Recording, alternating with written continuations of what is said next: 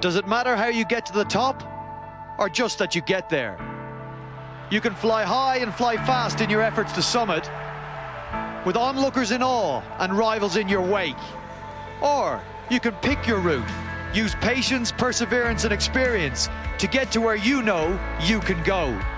Neither journey will be entirely smooth, but if it's meant to be, the setbacks will be temporary, the hurt will pass, the clouds will part. Now two paths cross. There is no more exciting, effective and enthralling side than the Castleford Tigers. No club in the history of Super League has fallen so far and then risen so quickly and quietly as the Leeds Rhinos. Tonight we won't find out who will reach the pinnacle first, but we might just discover who's chosen the better track. Well, there's quite a way to go before we find out who will plant their flag on grand final night at Old Trafford.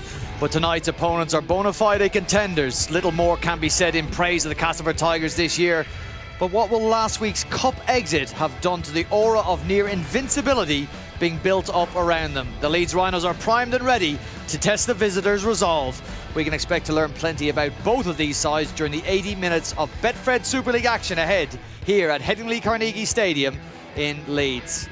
Now, tonight's match features 1 and 3 on the table. Last night we saw 11 and 12 in action, and following an emphatic win over Lee, Widnes moved off the foot of the table and recorded their third consecutive home win. Dennis Betts' side showing some late season form that will be crucial if the Super 8 qualifiers are their destiny. You would think a move out of the bottom four is unlikely for both Widnes and Lee. That yet to be proved, but tonight we will concern ourselves with the top of the table. First place Castleford Tigers with a 6-point cushion ahead of the chasing pack, of course, led by Salford, but with Leeds just behind them on points difference alone. Round 19 in the Betfred Super League is a crucial round, crucial for the champions, the Wigan Warriors. Without a win in their last 7 Super League matches, they travel to take on Huddersfield, a resurgent side. They've won their last 3. Hull FC and Wakefield do battle at the KCOM Stadium. Can Wakefield bounce back from their cup exit? Hull FC so impressive in defeating the Castleford Tigers. And it's 6th against 2nd at the Totally Wicked Stadium as St Helens take on Salford. A crucial match for two sides sitting outside the top 8 at the moment on Saturday at the Halliwell Jones Stadium. And the first match back in Super League for Steve McNamara as he takes charge of the Catalan Dragons for the first time. He'll be going up against the Warrington Wolves and his old mate Tony Smith, who will be without the services of the very influential Stefan Ratchford. Yes, good evening and welcome to Headingley Carnegie Stadium for round 3 of Leeds Castleford in 2017. 2-0 to the Tigers so far. Will they make it a hat-trick, or will the Leeds Rhinos inflict more pain on the Tigers in a week when they were dumped out of the Challenge Cup by Hull FC? Questions galore to ponder, and we're going to do it now in the company of Phil Clark. Phil, driving to Headingley tonight ahead of this much anticipated fixture. What questions did you have going through your mind? Well, I wondered, like you said, the effect that losing in the Cup last week would have for this Castleford side. You know, it takes weeks to build a team's confidence, but that can disappear in days. And we both know the importance, that invisible aspect, really, the confidence that the team had. And the confidence that Castleford have played with this season is one of the reasons why they've scored almost 100 points in the 2 games when they've played against the Leeds Rhinos. But just what effect? Mentally, they'll be depressed and disappointed having lost in the Cup. But what effect will that have? And are they capable of bouncing back, particularly without Junior Moores? I wonder what you made of Brian McDermott's comments in his press conference this week. He said, "We are coming for the Castleford Tigers. My men are going into battle. The Castleford Tigers shouldn't worry about the Cup exit. They should worry about us here tonight." It's unusual to hear a coach speak in such strong terms. No, but I think he's very cleverly laid a psychological foundation that shows a degree of confidence for him and his team. And bear in mind, they'll need that, artificially building, because they've lost, is it the last 6 games against this Castleford side. So no doubt there are 1 or 2 doubts in the back of their minds. But I think the coach has put them on the front foot. We're here to attack you. We're not trying to defend our own ground here and hope to get a close win at the end of it. We want to put some points and some pain onto you in a week when you've been dumped out of the Cup. Yeah, well, Castleford do have a brilliant record against the Leeds Rhinos. You got to back to Good Friday 2015 for the last Leeds win over Castleford. The players are here in the stadium. Barry McDermott and John Wells went to speak to them ahead of this match. I wonder what sort of an influence McDermott's words have had on his players ahead of this one. some words and some powerful words from Brian McDermott, who's told Cass we're coming to get you. Well, yeah, they've won 2 out of 2 so far this year, and I don't think we've won in 5. You know, the last 5, and we're at Headingley, and it means a bit. If we lose this game, the gap opens up to 8 points between us and Castleford, which is too much. A couple of big names missing for you, but you still go into this. Would I be fair in saying you still go into this with a lot of confidence? Yeah, definitely. I think we've got, like you said, we've got a lot of strength in depth, and the players that have come in are more than capable of doing what the players have that we've lost as well. So you're up against that destructive, really prolific left edge of Cass. No Shenton, but just as threatening. Yeah, you're right. You know, they've been fantastic all year, and also with Greg Eden as well, scoring so many tries. It shows that left hand side has been phenomenal this year. So it's always tough to battle with them this year, but for us it's just to do the right job, do the job good, and cause them problems as well with the ball in hand. How long is it before people stop associating you with Headingley? You've been around the world and you're wearing another club's colours. On a personal note, still must be a big night for you. Yeah, it's you know, my mum's a bit nervous for me at the moment, but you know, it's something that I'm really looking forward to. I've always loved playing on this pitch for the last 5 or 6 years, and you know, even though I'm in a different coloured shirt and a different team, I'm still going to relish playing on this pitch. It's something that's been really good to me over the last couple of years. 2 victories to the Castleford Tigers so far. There was that game at Magic, and of course the dreaded 66 points to 10. Yeah, it was horrible that game that night. We're trying to move on from it, and obviously we've come a long way since, and we put up a real good fight and played really well.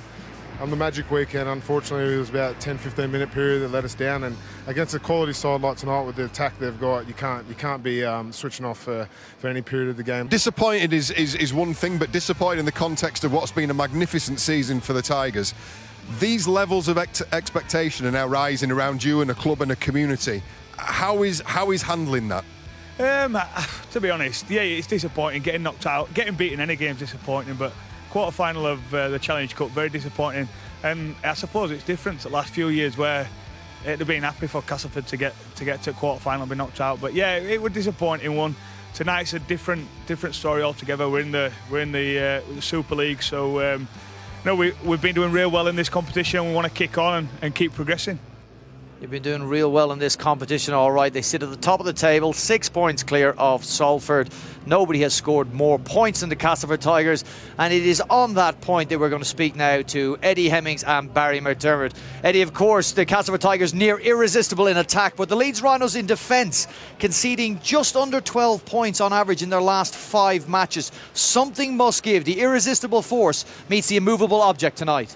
Indeed so, Brian, yes, and we will go through the whys, the hows and the wherefores and the maybes with my immovable object in a moment or two. But first of all, let's take a check on the way the two sides line up. This is important because Leeds have got no Ash Golding at full-back. Liam Sutcliffe stays there, 22 points last week in the cup win against Featherstone. Jamie Jones-Buchanan, though, he does return to the forward pack, and that's timely with Carl Ablett missing.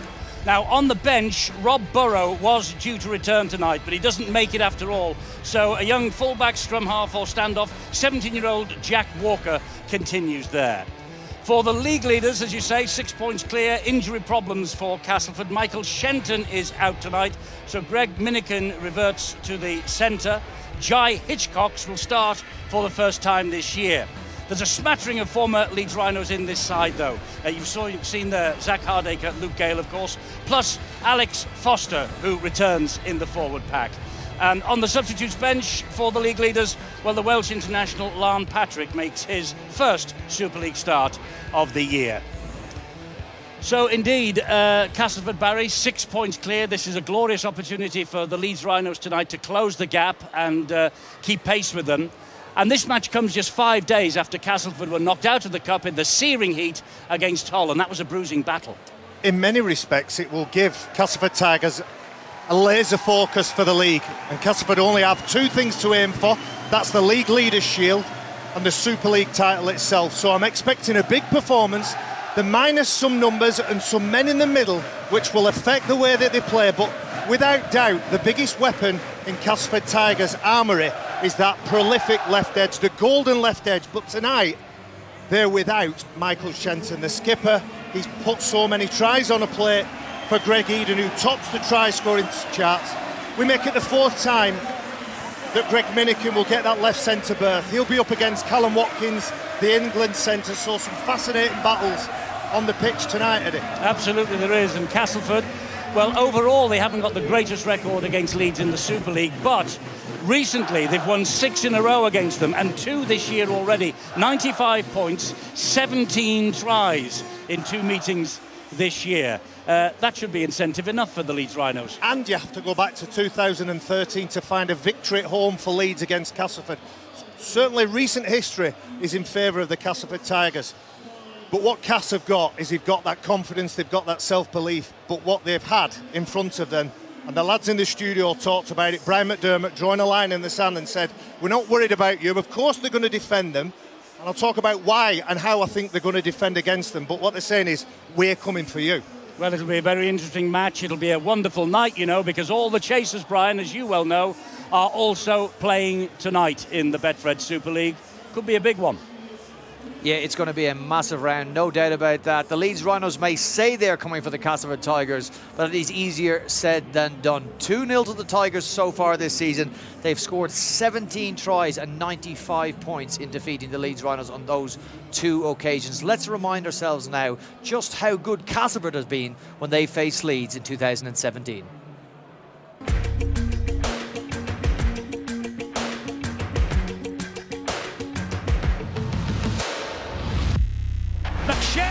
Over the top it goes. Here's the second try. Greg Minikin. Brilliant. Castleford. Class. Irresistible. Good hands. Great try. Great try from Greg Eden. They could be in here.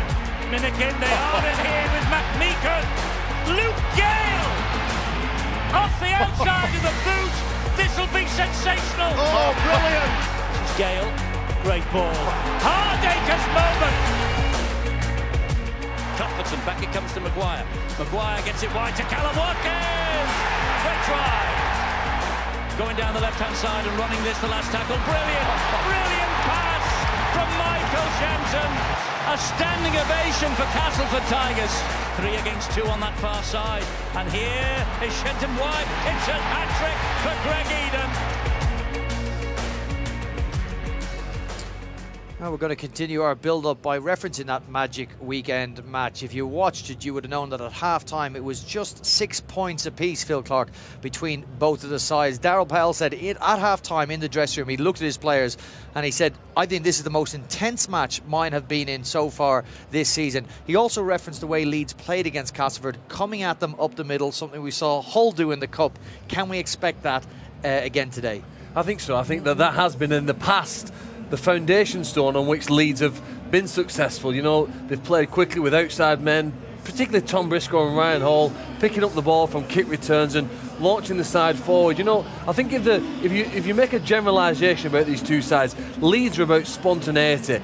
Tom Briscoe running hard, making grounds and finding that quick play of the ball. Ryan Hall doing likewise. And on the back of that, they play very instinctively. There's not a lot of structure to it. It's about what happens and they try and provide that as quickly as they can. If sending the outside backs at the middle of Castleford, it's what Hull did, and if Leeds do it again tonight, what are they looking for? What vulnerabilities in the Castleford side are they hoping to expose through Hall, through Briscoe, through Parcell? I think it's the footwork really of both of those players. We've seen the size and strength of Briscoe and Hall, but if you can get quick players and big players to change direction, then it means it's very difficult for the defender to win that little battle, that wrestling contest that takes place, the tackle that could last for between 2 or 5 seconds, and Leeds want it to last for 2 seconds. If Ryan Hall and Tom Briscoe do their job, they'll roll forward and hopefully provide quicker play of the balls for the rest of the line. And from the back of that, Matt Parcell, who's been arguably one of Leeds' best players, he's the hooker, the guy who stands behind the play of the ball most often. He has been very successful, provided with quick service, and made Leeds look a very dangerous team. I'm reminded of a point John Wilkin made last night when he joined us at the Widnes Lee match about Castleford in defence. He said, in wrestling, they're very good. They're very discreet. They don't draw penalties from the referee, but they're very good at slowing the ruck down. So, listen, they don't seem to have a vulnerability in the area that Leeds will be targeting. Well, they don't, but they've not been probably played against the Leeds side as determined as this before. You know, every team has its vulnerabilities, and we saw that last week at times when Castleford struggled in games, you know, but the Tigers are a great side. For me, they're more about structure, aren't they? When you watch them score the tries, they look sensational, but I think there's a a massive amount of preparation gone in to the positions that the players stand in, the lines that they run, and the passes that are delivered to them. And in particular, one player catches the eye because they are a great team that score tries out wide, but Ben Roberts has been individually brilliant. He comes up against Joel Moon, another player with individual brilliance, but the footwork of those two guys is really almost worth travelling all the way to this ground because of the magic. You know, at the top level of sport, you need somebody with an X factor, and this season he's had that. Okay, you're Leeds Rhinos, you're Brian McDermott, you're preparing to face Ben Roberts. What messages are you giving to your defenders that will be in front of him? I think there needs to be focus, doesn't there? When the ball's laid back, Castleford are pretty good at offloading the ball. In fact, if you cast your mind back 12 months to when they scored 50 points on this ground, it was a succession of good offloads that allowed Castleford to score so many tries. And if they get the ball free in any of that second phase, I think it's a test of the concentration for the Leeds side. But I'm really interested. Castleford this season have been brilliant. In the second quarter of games, between the 21st and the 40th minute, they've blown nearly everybody away, very often with back-to-back tries. But that happened on many occasions when Junior Moores came off the subs bench and entered the field midway through that first half. He won't do that tonight. And that, as well as the confidence of the Castleford side, I'm fascinated to see whether they can still play with that pace and intensity during that second quarter without arguably one of the men of steel contenders for this year. Well, they will be hoping Gadwin Springer, the returning Gadwin Springer, can step up for Castleford. I'll tell you what, the coaches have played their part in promoting this match as well. There is a little bit of spice between the pair of them, certainly in their words during the week, and with Bill Arthur just a few minutes ago. Brian, you've said in your programme notes for tonight's game that Castleford demand a lot of the opposition, and it means a full 80 minutes, and 80 minutes of hard work, doesn't it? Yeah, they've got a lot right this year, Castleford, and need to be respected for that. And any team that beats them will need to be good. And there has been a lot of talk before the game, a lot of reference to what happened at the start of March when Leeds faced Castleford. But when it comes down to it, tonight, that's irrelevant, isn't it? It's all about what happens on the night. I wouldn't use the word irrelevant. You don't let that. That doesn't happen to you, and you just say, never mind. It was a significant moment in our season, but it won't have a bearing on us negatively. You know, we're further down the track. You know, everybody's further down the track in this season, and playing better stuff on our behalf, and defending certainly better than that. So, but I won't wipe that off. But it hasn't been much part of our prep either. Nevertheless, I mean, you're in great shape going into this game, so you couldn't want for more in terms of confidence. Looking forward to it. We are looking forward to it, and I made no secret. We're having a crack at Castleford tonight. We want to go for it and see how good they are. And listen, we could come away winners and we could come away losers, but they'll have earned the win if they do win. Darryl, you said after the cup exit last week that the side needed to bounce back quickly and bounce back well, and what better place to do it, better opponents to do it against than Leeds? Oh yeah, definitely. It's always a great place to come and play. It's going to be a big challenge tonight. You can hear from all the words coming out of the Leeds camp, they're going to be fired up for it, and we've got to match that. And it's a great challenge for us. Tough conditions by the looks, going to be slippy out there. So yeah, we just need to be good. We need to bounce back quickly. We've been great at that this year, and hopefully we'll be the same tonight. Nobody feeling sorry for themselves this week then? Oh no, I think that's where the short turnarounds can help you a little bit. We moved on pretty quickly. You're not looked at too much of the whole game. I think it's important that we look straight at Leeds. You haven't got enough time really to be spending too much time feeling sorry for yourself. It's just get on and look to play well tonight. You know, we need to play well and show that we're a team that's here for the long run and be really durable about ourselves. You're going to have to do it tonight with without some important players and without some of the big men in the middle as well. Is that a concern? No, not really. I think it's good to see Lamb Patrick out there for his second game. We've got Gadwin Springer coming back tonight. So we're not lacking in size, to be honest. Every team has key players missing at some point during the year, and the team that can win games without them, and we've done that a couple of times this year. We've won without our England boys against Huddersfield. We beat St Helens without 5 or 6 missing. So look, it shouldn't be an issue for us. It's about how we play and how durable we are. So we're looking forward to the challenge. Thank you. Cheers. Yeah, he has said the greatest challenges bring about the biggest achievement. It is a great challenge that face his side, but they are a great side that are well able to meet that. Okay, as part of our coverage at the end of each match, we have a player joining John Wells at the touchscreen from the winning side, of course. And if it's Castleford Tigers that are victorious, Leeds old boy Paul McShane will be with John here on Sky Sports 3 at full time. And if it's the Leeds Rhinos who record their first win in 7 over the Castleford Tigers, it will be the returning Jamie Jones-Buchanan back from suspension that will be with John. We are all primed. There's under 10 minutes to go before kickoff here in the round 19 fixture between Leeds and Castleford. The coaches have played their part in building up this game. The players are ready. I wonder now, Phil Clark, who you think is going to win. Is it going to be what you call a determined Leeds Rhino side, or a wounded Castleford Tigers side responding to the greatest challenge they have faced so far this season? Well, sitting here, it's a very tough call, but I think that this feels like a Leeds win. The only thing that can stop a Leeds win is a former Leeds player, for me, Zach Hardacre, the fullback for Castleford. We've no doubt, we've seen all the highlights, we've heard all of the talk that Castleford will score points here. But this Leeds team ability to attack has improved dramatically since they faced them in March. And his try-saving ability, not his try-scoring, will be, for me, the determining factor in which team wins tonight. Leeds will have some chances, they'll make some breaks, but if he can pull off enough try-saving tackles and verbally coordinate the rest of his team to defend well enough, then they have a better chance. At the moment, it just feels as though we came here last week, we saw Leeds score 10 tries.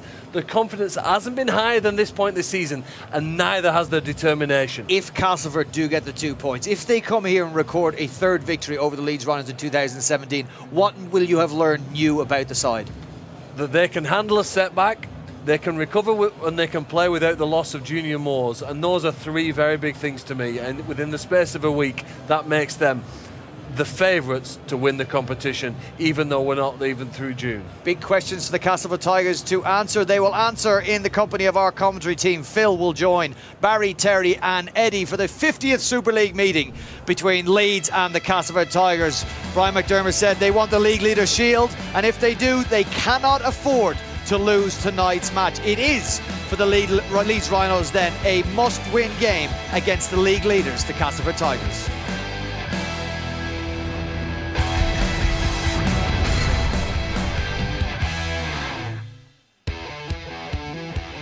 Is this the grand final in waiting? Leeds have come good after a turning point of their season at Castleford in March when they were soundly beaten. In the 50th Super League contest between these two, the Rhinos welcome Castleford as league leaders, 6 points clear of the field. Now then, only Carl Ablett and Brett Delaney were missing from the 19-man squads announced this week for Leeds, but Ashton Golding doesn't make it after all, so Liam Sutcliffe plays fullback, as he has in 3 of the last 4 matches. Leeds running 10 tries in the cup tie against Featherstone here a week ago, and Ash Handley got 2 of them. With Carl Ablett missing, the good news is that Jamie Jones-Buchanan returns from his 1-match suspension, and Stevie Ward is making his 100th Leeds appearance. Now on the bench, Rob Burrow was due to return tonight, having sat out last week, so Jack Walker continues in the role that he had at Featherstone. Burrow hasn't made it. Castleford have hit some injury problems recently, and they played a bruising cup tie at Hull in the heat just 5 days ago. Michael Shenton was injured at the KCOM Stadium, so Greg Minikin moves into the centre, which allows Jay Hitchcock to make his first start of 2017. They won't lack motivation here, though, as there's a host of former Leeds men in their ranks, among them Super League's in-form scrum half Luke Gale. Up front, there's no Lynch, Moores, Oliver Holmes or Cook, so Alex Foster, another ex-Rhino, returns to the starting side. Jesse Sene-Lefeo plays at prop for only the 2nd time this year, and Grant Millington replaces Andy Lynch. And on the bench, Nathan Massey's last substitute appearance was against Leeds at the Magic Weekend. Welsh international Lane Patrick makes his first Super League appearance of 2017. Well, Castleford, we've watched them many times this year. They've been all the bees. Breathtaking, brilliant, and blooming marvellous. Well, will they be the same again here tonight? This is a big test of their ambitions, despite the fact that they are 6 points clear of the field. It is the 50th meeting in Super League between these two deadly local rivals. 29 wins for Leeds since 1976. Yet here tonight, Castleford are going for a 7th successive win against Leeds Rhinos. They lost to Leeds at the Jungle on Good Friday in 2015. Since then, the Tigers have won 6 in a row, and that includes 3 wins in succession here at Headingley. Players are on the way out. This should be a classic, and Terry could be the grand final in October. It could well be, Eddie. And there's not many fans that would be disappointed. It's size versus speed. It's rained for the last few hours, so it could be a level, or could it play into the hands of this big Rhinos side? You look at the bench that they've got. Cuthbertson, Garbutt, Mullally, they'll certainly give them some impact and some strike when they get onto the pitch, but they're going to have to work really hard to break down this Castleford side that are not just good in attack, but they're good in defence as well. They're skillful, prepared to work hard, and you've mentioned the players missing, Eddie. The likes of Andy Lynch, Holmes, Moores, Cook. Will it be too much missing those 4 big players up front, and obviously the strike of Michael Shenton out wide? Well, they missed the big men last week in the cup tie. It was only 5 days ago. Unlike tonight, where it's a miserly, grizzly, grey old day, I'm afraid last week it was the searing heat for Castleford. How much will that take out of them? Hull FC's game plan was impeccable, and they attacked them around the ruck. They made Castleford Tigers scramble. They got behind in the game. And for the Tigers, who are missing what probably the only recognised front rower is Grant Millington. Everybody else is a little bit makeshift. Well, the Leeds Rhinos have got 6 recognised middlemen, front rowers who'll try and gain that momentum, earn that territory. And what about this atmosphere, Eddie? Back in the 90s and the noughties, Leeds-Bradford derbies, you could guarantee a wonderful atmosphere. Well, I think Leeds versus Castleford Tigers has replaced that West Yorkshire derby. Absolutely, and had it not been raining for an hour or two before the match, you never know, this might have been a full house goal. Well, it would, and you talk about Castleford last week, they were restricted in opportunities, and that's something that Leeds will want to do again tonight. They had just 10 play the balls inside their opposition 20 last week in the Cup. Restricted with possession, restricted with territory, and if Leeds do that, well, they'll give themselves an even better chance of winning here tonight. OK, we're just about ready to go then. Robert Hicks is checking with his touch judges, and Zach Hardacre is putting the ball on the tee on the centre spot. What a night for Zach Hardacre, the 2015 Man of Steel here, when in Leeds colours, when they won the treble. And the treble, of course, is still very much in the sights of the Rhinos as Hardacre's kick gets this game underway. Maguire is underneath it, and Singleton will run the ball out. But that's a good chase again from the kick-off by Castleford. A lot of hang time on that kick-off. Well, there's a good challenge, isn't there, for Cass, because Brian McDermott said before the game, we're going to have a crack at them, we're going to get stuck into them. So Darryl Powell would have told these troops, look, go out there, you're going to be challenged up the middle of the park. Like so what Keith Galloway's doing now, he's just picking a line, playing the ball quick. This is where the game's going to be won this evening. Jamie Jones-Buchanan will take the ball forward for the Rhinos. He's halted just about 3 metres inside his own half of the field. The ball now is with Maguire, who dumps it downfield. That's a great kick, and Hardacre will have to run it away from his own posts, and the noise from the south stand, a real typical Leeds Rhinos welcome for those who have gone elsewhere. A big tackle to meet him as well. Jamie Jones-Buchanan, a couple of other Rhinos get stuck into Zach Hardacre. This crucial ruck speed. Zach Hardacre had some wonderful times here as a Rhinos player. They'll look nothing less than to ram it down the throat of these Rhinos fans. Alex Foster is another ex-Rhino. He's right on the halfway line as he plays the ball. Here now is Jesse Seni-Lefeo with a little hop, skip and a jump, and he gets the ball away brilliantly to Adam Milner. He might not be the biggest, but he's got good footwork at the line. He's got a good offload as well, Seni-Lefeo. Here is Luke Gale. Gale, he had Parcell closing in on him. The kick is downfield and into the arms of Tom Briscoe. And Briscoe is halted, didn't make much ground forward after that. Well, he got that right, didn't he, then, Tom Briscoe? He thought the ball was going away. It's a good shot from Grant Millington. This is the challenge now, trying to keep the Rhinos penned down near their own line, working very hard. Another dominant tackle from Castleford. The other side of the ball, they've been exceptional this year. Defensively, look at that. The line speed, they're getting up. They're trying to turn the Leeds Rhino player on his back. Well, they have always had the tag of Classy Cass. In 2017, they have added some steel into their defensive line. They've restricted Leeds to 38 metres inside their own half. And here now is Maguire, who runs it with Buchanan, who then gives it to Watkins, and he gives it straight into the arms of the leading try scorer in Super League, Greg Eden, with 30 tries under his belt already. And in Castleford these days, they are saying Denny who? A reference to last year's leading try scorer, Denny Solomona, who is now in the other cone. And you've already talked about Michael Shenton and the tries he's put on a plate for his winger. Fascinated to watch Greg Minikin. It's the 4th time he's deputised for Shenton. And the big man, Mike McMeekin, has done what he's done all year, gone back against the grain, found a quick play of the ball and wins the penalties. A big man to handle. Matt Parcell is hanging on, trying to buy that extra fraction of a second. The referee doesn't like it. Penalty to the Tigers. Yes, too long on the back of McMeekin was Matt Parcell, so Gale calmly just deposits the ball in touch. Remember, these two sides met at Wembley 3 years ago. Many people believe in 2017 these two will meet at Old Trafford in the grand final on October the 7th.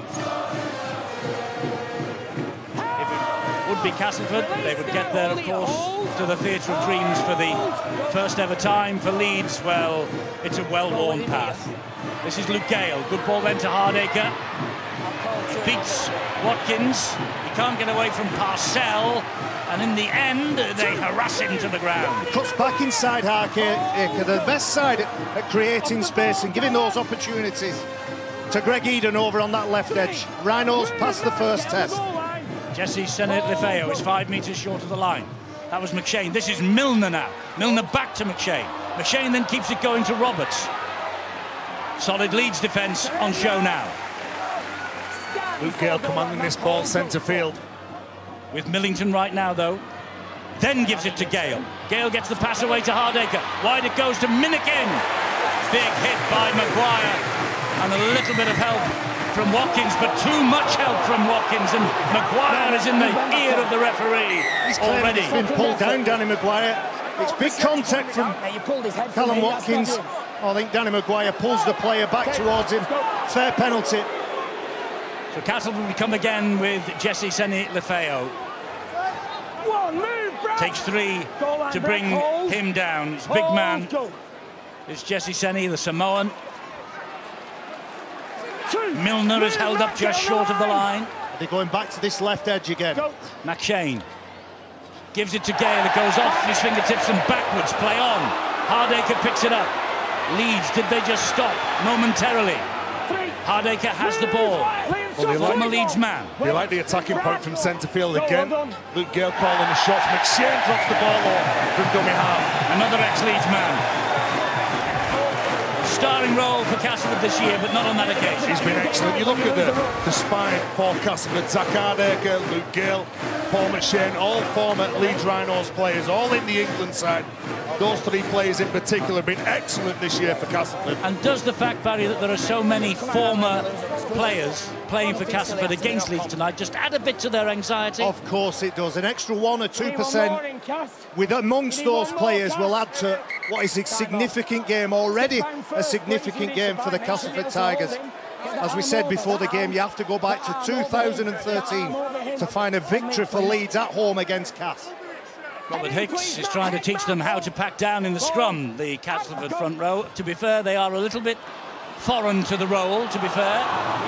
Other, of course, than Paul McShane. But they do play anywhere and everywhere, Castleford, this year.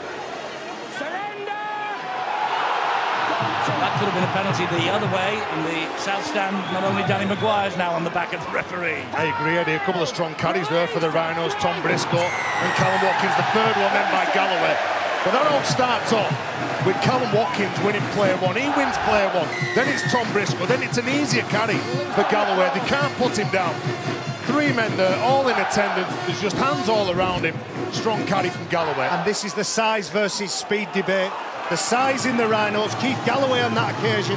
They were trying to manhandle him, couldn't do so. The referee had no option other than to blow his whistle. There are 3 more big men on the bench for Leeds when those get tired.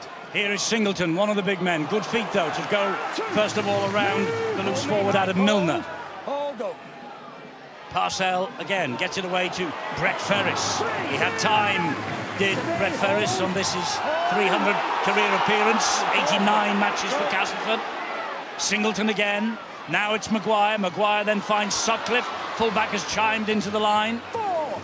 Gets to the 10-metre mark. Watkins goes to dummy half. He finds Maguire, who slides the kick in looking for Joel Moon. I don't think he's found Moon. He might have found Parcell. Oh, it's a try anyway. What on earth was Ben Roberts doing? And Ash Handley has accepted the gift. Well, I think there's a few things to look at here. I think they'll go back to see if anybody from Leeds touched it from the kick. Matt Parcell being the name. What on earth the 4 Leeds players surrounding the referee for? He's going to hand this upstairs to the video referee. Well, they're just saying that that's surely a try. Well, it depends whether he's got a foot on the dead ball line. And that's what they'll be looking at here, Ben Roberts. They've given the try on the field. He shouldn't be in the ear of the referee. I hate to see that, no matter which team it is. No, well, we're looking for an obstruction in the build-up to the first opportunity for a try, which could result in a penalty try. So that's the first thing they're going to look at. So all the kickers, all the chasers are on side. Is anybody obstructed? Well, there's possibly a slight tug there, but it's difficult to see from that angle. Probably going to look from a different angle to see if he actually moves across him. Joel Moon and Matt Parcell are the Leeds players chasing. Well, there's a bit of a hand on him. Does it really make much of a difference? Well, he's touched the ball there, so we can't really carry on from that. So if he hasn't grounded it, he's going to have a knock on. So perhaps the referee, video referee, is going to look for the penalty try. Was he obstructed on the way through? I think he's got a hand on that ball. Has he got a hand on it? Has he got enough contact with it to make it a try? Phil Bentham has a host of problems to deal with here. I think this is a knock on. Matt Parcell doesn't get enough on it. Ben Roberts. We have to go back to the referee's decision on the field is for a try. So he's got to see sufficient evidence that he's actually touched that ball. As we're moving on, it looks like he's not convinced that there's sufficient evidence there to rule that he's touched the ball. So we're going to look to see whether at some point somebody puts the foot on the dead ball line as they're in the build-up to this next second part of the try. Well, this is Ben Roberts. So it could be, of course, if Ben Roberts. We're back to this one. So having another look at this to see if there is a touch, and there definitely is, and is it a try? Well, if he touches it and the ball is on the ground, then we have the try. If the ball's in the air when he touches it, it wouldn't be a try, it would be a knock-on. So exactly where the ball is... he misses that. That's the angle. He misses that ball. He's missed that, so let's play on from there. So does anybody touch the dead ball line as they're going across? Obviously, if Ben Roberts does, it wouldn't go any further. Well, no. Oh, that's fine. Was Handley's foot on the line? No, he just got it inside the dead ball line. Well, so much to look at here for the video referee. He's got it down. Oh, yes. And that's fine. We get there eventually. That should be a try. It's taken time, and I hope people at home will give the referees the credit for ticking off every particular part of the questions that were asked in this decision. They got there in the end, and they got the right decision. And Ash Handley follows up his 2 tries last week in the Cup against Featherstone with his 2nd Super League try of the year on this his 50th starting appearance for the Leeds Rhinos. And Ben Roberts, well, it must have been a brain explosion, that's all. Well, the greatest sporting moments are dramatic ones, and that's clearly the case here for the first try of tonight. It was a clever kick on the 4th tackle, not the last tackle, the 5th one I should say after that. And then, as a result, that's counter-attacking at its extreme, but it's backfired. It was close to the final back line that you can get. He's thrown the pass, and at the moment it's cost them 4 points. Liam Sutcliffe then, with 43 successful kicks already this season. Oh, and it just went the right side of the upright. Looked like it was going left, and then it suddenly being right and just got inside the post. Well, good urgency, isn't it, from the Rhinos? A good kick from Danny Maguire, a good chase from Parcell and Moon. And Ben Roberts, I agree with you, Eddie. This is a brain explosion, trying to play the way out of trouble. But would you agree, Terry, that's Castleford's philosophy, isn't it? Their willingness to take a risk and try to attack from anywhere on the field, typified in that try, but for the opposition. Great start for the Rhinos and Brian McDermott then. And the thing is, Roberts only had to walk over the dead ball line and it would have been a goal line dropout. But that's what Phil was saying. They'll certainly back themselves, won't they? Anywhere on the park. Here's Adam Milner. He flings himself into every collision. Not the start that Darrell wanted, I don't think. You know, the Castleford Tigers scored third-minute tries to put them on their way to win both of their previous matches against the Leeds Rhinos this year. They have fallen behind here. 9 minutes on the clock now. Of course, the clock stopped while we had all the schmozzle of the video referee decision, didn't it? But early try for Leeds. Is the first time, isn't it? Leeds have been ahead against the Tigers never in front. in 2017. Never in front in 169 minutes. There's an elementary knock on mistake here from by the Galloway. way. While standing up to play the ball, he loses grasp. But that try, it was an opportunist try, and it came off the back of the Leeds Rhinos defending their own try line on 3 occasions. 3 sets of 6. The Castleford Tigers had a go, had a crack, and because of the work from the middlemen, the big men, I believe that's why they've got so many on the bench. When the Castleford Tigers are attacking and trying to score on that left edge, the security that the big man will provide from pushing from the inside will allow those middlemen to keep patience and not jump out. As you can see, Stevie Ward needing a bit of running repairs before this. If you're a Cas player, more than running repairs. Well, they're going to take him off here now to swap his shirt. But if you're a Cas player, you're looking at the scoreboard, you're 6 points behind, you're playing at Headingley. That try, you were the one that gifted it to the opposition. They didn't break you down. Huddersfield Giants are 6 up against Wigan. 12 months ago on this ground, Leeds scored first and ended up conceding over 50 points. This Tigers have got a few tricks in them yet. Stand up, get banged, I won't tell you again. Heads in. I think he's having a word with the Leeds front row. This is Seni Lefeo. And Leeds surrounding the ball carrier in numbers. This now is Millington. Surrender! Big job for Grant Millington tonight, isn't there? Go, well done. He's been a shrewd signing for Cas. Gale, short ball to Hardaker. Hardaker, little drop of the shoulder through the first line of defence. They're there, though, to stop him. They don't want Hardaker to score here tonight. He did in the home win against Leeds in March, and he's taken exception to something that Brad Singleton did to him then, and here's an opportunity while all that was going on, very much on the blind side.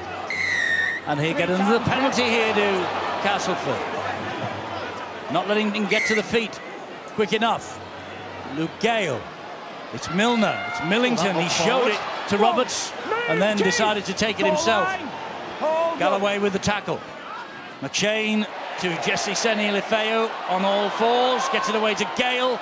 Fires the pass wide to Minikin. Minikin will be careful. He's on his way to the sideline. Great Leeds defence. The Leeds right edge are dealing with absolutely everything. Joe Brian McDermott would have talked about the strike that Castleford have got on their left. And they're turning up in numbers. When the ball goes away, they're moving, they're working hard from the inside, pushing Cas towards the sideline. Look, you can see, just backing off, waiting for some of the teammates to come across. When it's the correct time to execute the tackle, they'll then go in. Good play here, look at Danny Maguire. Backs off, it's the correct time to come up with the play. Good defence, Leeds Rhinos. Well, there's been light rain all day and it's continued here now, but Castleford are determined it's not up the jumper time. They want to shift the ball, they want to stretch the Leeds defenders, really test the whole width of the field. Yeah, mate, okay, hang on, heads in. Well, if these two do get to Old Trafford, it'll be a repeat of the 1969 Championship final when Leeds won 16-14 to deny Castleford an historic League and Cup double and their first league title in history. In 2017, they're still looking for the first league title. That's a big, big hit again, and Castleford are congratulating themselves in the fact that Hall has come up with the error. It's the line speed from Castleford. The first play, it was Adam Milner who flies off the line. He's trying to just punish one player. Then it's McMeekin who picks out Ryan Hall. You know who's going to carry the ball anywhere near the try line. It's going to be sometimes your back three from a scrum, so you can get off the line. Adam Milner was the first one. He goes off the line, then it's Mike McMeekin goes hunting. Good Tell you defensive. what, Brian McDermott throwing the gauntlet down to Castleford in the pre-match build-up to this. We are coming for you, he says. And it's been picked up, hasn't it, with gusto by the Tigers. Well, the best form of defence is attack. For the Rhinos, they've looked to attack from minute one. We've got 12 minutes on the clock. Already plenty of red sweat flowing. Get your heads in. And that's just up here. Right, head and feed then to the Tigers. Ben Roberts will feed this scrum. Out the back it comes to the same player. Now Gale. Gale to Lefeo. Difficult man to put down. Takes 3 to get him to the ground. Told to stand and they do. Gale the dummy half. Millington. Another solid performer, Millington. Worst 10, can play virtually anywhere in the pack. That was McShane. Here is Roberts. Good defence. That was Ferris straight in his face. McShane loses the ball. Cuthbertson was up quick then, Eddie. Oh, and the referee says that the Leeds player has knocked the ball out. Wipes the tackle count down. 6 to go. Gale to Hardacre. Hardacre to Minikin. Wide to Eden. 31 for the season. Has he scored? Tackle one there. Again, the Leeds players are asking the question. There's not a problem with this. Oh, I think Danny Maguire's on his way. Yeah, 10 minutes in the sim. 10 minutes in the bin. And I think you might have heard some industrial language as well during that incident. We apologise for that. But Robert Hicks, he has had them at him from minute 1. They're a very passionate team at the minute, the Leeds Rhinos. And for Danny Maguire, he's used that passion in a negative way for himself and in a negative way for his team, because he's going to sit down for 10 minutes. It's a legitimate try for me. Good shift. He wants to look at the grounding. That's what he was after. There's nothing wrong with the grounding. That's a try. That's a try. 31 tries for Greg Eden already this season. There we go. Try is on the board. Well, Greg Eden, that's 34 tries in all competitions this year. 31 now in Super League. He didn't score last week against Hull. 4 tries against Leeds this year, +1, 5 now. Incredible debut season for the Tigers. And there's the mistake. The ball was reefed out. It's back to 1, says the referee, Robert Hicks. Castleford, if you spend enough time down near the opposition's try line, they're obviously going to score some tries. And that connection, that game plan from Castleford to give the ball and shift it out wide to the left-hand side. You can see that Matt Parcelli knocks the ball out. So that's the correct decision from the referee. It's play on the Grant Millington's the first person to react.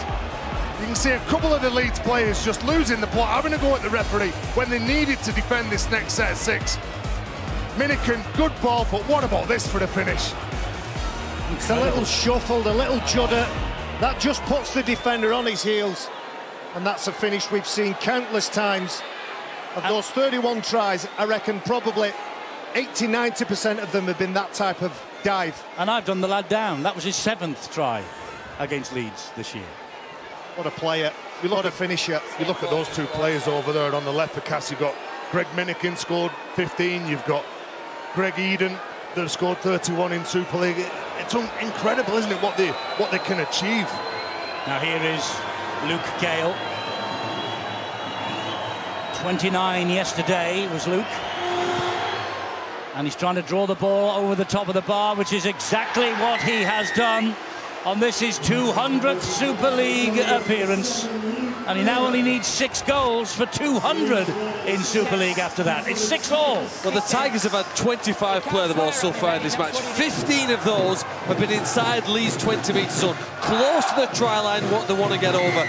Rhino's defence has been impressive, but that volume of time could not be defended forever, and eventually they found a way to sneak in the corner.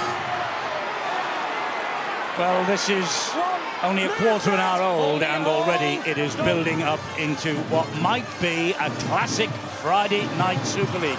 Here they come again with Minikin down that left-hand side. Watkins gets to him this time. There's not many teams that'll throw the ball around in this weather, is there? Castle one of those, though. You say the aquaplane to the halfway line. Here is Lefeo now. McShane to Millington. Millington then gives it to Roberts. Roberts gives it to McMeekin, who dropped off on the inside. That's his pet player, that little drop-off. He arcs his run, finds some space, but not on that occasion. Adam Milner turns, releases the ball, risky. Hardacre's there. Hardacre is tackled.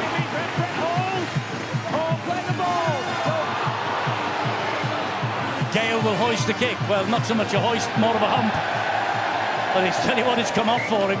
Well, that's better for the Leeds Rhinos. Even though it was a bit sloppy, it was a loose offload from Adam Milner, but the reaction of the Rhinos player tackled Zach Hardacre, and that kick, they'll be happy with that, Castleford Tigers. They will, because I don't think it was meant. It looked like a slice. Yeah, it's been a frenetic 15 minutes or so. Walk to the scrum, gather your marbles, gather your senses, a little bit of communication between the various link-ups we've got on the pitch, and Brian McDermott and Darryl Powell, both of them so determined to get this victory. Salford ahead at St Helens by 2 points to 0. Tight there, tight here. 6 apiece. Oh, it's a 0 tackle and play on. They may as well chance their arm here. The ball went backwards. Hardacre picks it up from Webster. And in the end, the ball goes out. They'll take it back for the original lock-on, and more pressure here for Castleford. Second scrum. Leeds have had near their own line. Again, there's a poor pass there to take, wasn't it? But you're looking at what's in front. You know they're coming, Milner and McShane. You can hear the footsteps. You've got to have a better pass. You've got to have the ball in front of you. Exactly. So it's a clean catch, and you can pick out where you're going to run. It's really easy to point fingers at Tom Briscoe there, but if Liam Sutcliffe scoops it up off the floor, there's Danny Maguire, the captain, who's watching from the sideline for the remainder of the sin bin. Liam Sutcliffe scoops it up off the floor, gives an early pass, an early ball to Tom Briscoe. I believe that fumble doesn't happen. But that's pressure. That's what pressure games provide, moments like that. And talking about pressure, Huddersfield is 7 up now against Wigan. It's an early drop goal for the Huddersfield Giants. The cup winners are 6 up against Wakefield. Make sure your head's in, Paul, please. Well, stay there, Liam. Don't move till it's out. The scrum is at last formed. What's the problem, Stu? Out. No ball. They didn't have the ball. The ball disappeared. I think they were trying to run some time down on the sin bin. You can't play the game without the ball. Here is Foster for the Castleford Tigers. You also cannot play this game without the referee. Lefeo taking on Parcell. 3, release, Matt! 2 metres away from the line. It's Gale, fires the pass off Foster, and a knock-on. Looking to go back to the left side. Danny Maguire not on the pitch. Looking to sort them numbers out, looking to get maybe 3 or 4 men defending. And it's the ball here from Gale. They lose it. It's a simple little drop, isn't it? A simple error from Alex Foster. Well, a Super League debut 4 years ago this month for Leeds against Widnes, for the former Rhino. Only 8 appearances in all for Leeds, so snapped up a 2-year deal with Castleford after impressing the club on trial. And in the cauldron of this top-of-the-table match here tonight, they were too quickly out of the scrum and too quickly at the man who was taking the ball forward, so Leeds penalty. And there you go, Liam Sutcliffe scooped that ball up. Early possession, early pass. It's Callum Watkins that on that occasion. And Castleford Tigers trying to get that line speed, trying to deny the metres forward that the Rhinos need. The referee shouted it was out. Well, his touch judge said it wasn't. This is Garbutt. Jones Buchanan. And that is the prop forward, Cuthbertson. He gets it away to Moon. Parcell. Cuthbertson again. Singleton. Surrender! 3 tackles gone. Referee says that was a surrender tackle. Couple more seconds for Castleford to get off the grounded player. Moon disappears underneath Millington and McShane and Milner. Here's Garbutt again now. Oof. Straight into the chest of Milner again. Now, Sutcliffe slides the kick in. Well positioned. Well dealt. Greg Eden. Great pick up. When that ball is bouncing toward you, especially in greasy conditions, you have to get that catch right. Greg Eden Right, let's get down to Bill Arthur on the side. Sorry, Barry, for interrupting. We've got some injury news. Yes, Stevie Ward came off a short time ago. It was quite some time ago now, in fact, that he came off. And he's taken some patching up, a really nasty gash under his eye. He's had stitches in there. He's looking a bit beaten up already, and there's still a fair amount of this game to go. Just also keep an eye on the running battle going on verbal battle at the moment, going on between Zach Hardacre and Brad Singleton, just chipping away at each other. Yes, great tackle from early on, Bill. You're absolutely spot on. That was a great tackle. Alex Foster right underneath the ball. This is Briscoe. Doesn't make any progress, though. The line speed's that quick. They're tackling Leeds behind where they played the ball. Paul again. Good work from Roberts at marker. Now he's not standing square. He can't get involved this time. Cuthbertson will take it on into the chest of Millington once more. They're on halfway, Leeds. But 4 tackles gone. Parcell, Buchanan, Singleton, Sutcliffe, Watkins. Good hands from Leeds. They've reached tackle number 5. Saints have hit the front against Salford. This is Parcell, who's given it to Moon. He just drills the ball all along the deck and finds touch over on the far side. Well, Leeds Rhinos changing their angles either side of the road. They're running up. They're giving Parcell options. Did he go right? Did he go left? You got Danny Maguire, Joe Moon just sitting back, playing what's in front of them, and Joe Moon on this occasion decides to just kick the ball off the field, trap Castleford down near their own try line and see if they can intimidate them with aggressive line speed, the same as what Castleford have been doing near Leeds' line. A lot of responsibility on the shoulders of Joel Moon. Danny Maguire's sat in the sin bin. Here's why he gets sent to the sin bin. In the face of Robert Hicks. Robert Hicks, no alternative really. 10 minutes, sit down, calm down. In the meantime, Joel Moon, he's trying to waste those seconds. He kicks the ball off the field. And a penalty against this side ensues. Well, he's been at them all through the game to pack down properly, and is that the second scrum penalty we've had tonight? It is, yeah. One was for being offside at the scrum. That one was because the Leeds prop wasn't letting the ball go into the tunnel, so he was penalised for that. Lefeo again for the Tigers. Attracts 4 defenders. McShane to Milner. Milner then to Roberts. Roberts to Webster. Took a bit of a hit off Ferris. Huddersfield 13-0 up against Wigan. Millington. Let's go. Millington hits the deck. Go, that's it. This is Gale. Gale, nice kick. It will turn Sutcliffe around. He'll have to be quick. And he is. Play on. Surrender. Has to get down low there, Liam Sutcliffe, whilst trying to keep himself in the field of play. The Tigers putting pressure on. And look where Leeds are now, but Watkins trying to do something about that. 3 tackles gone, though. They're still 9 metres from their own line. Well, Buchanan. The last thing you want to do when the opposition's defence is like that is go short side. You're trapped in the corner. The Tigers can get in nice and tight, but this is what they need, the Rhinos. You look up and you see Mitch Garber in front of you. That was crafty by Jamie Jones-Buchanan. In fact, it might have been bordering the illegal. Well, he should have been penalised for this. He dummied the play of the ball so that he brought Luke Gale up, and then Luke Gale made the tackle and was penalised. So the first offence there was by Jamie Jones-Buchanan. He should have played the ball. Well, he's an old head on fairly old shoulders.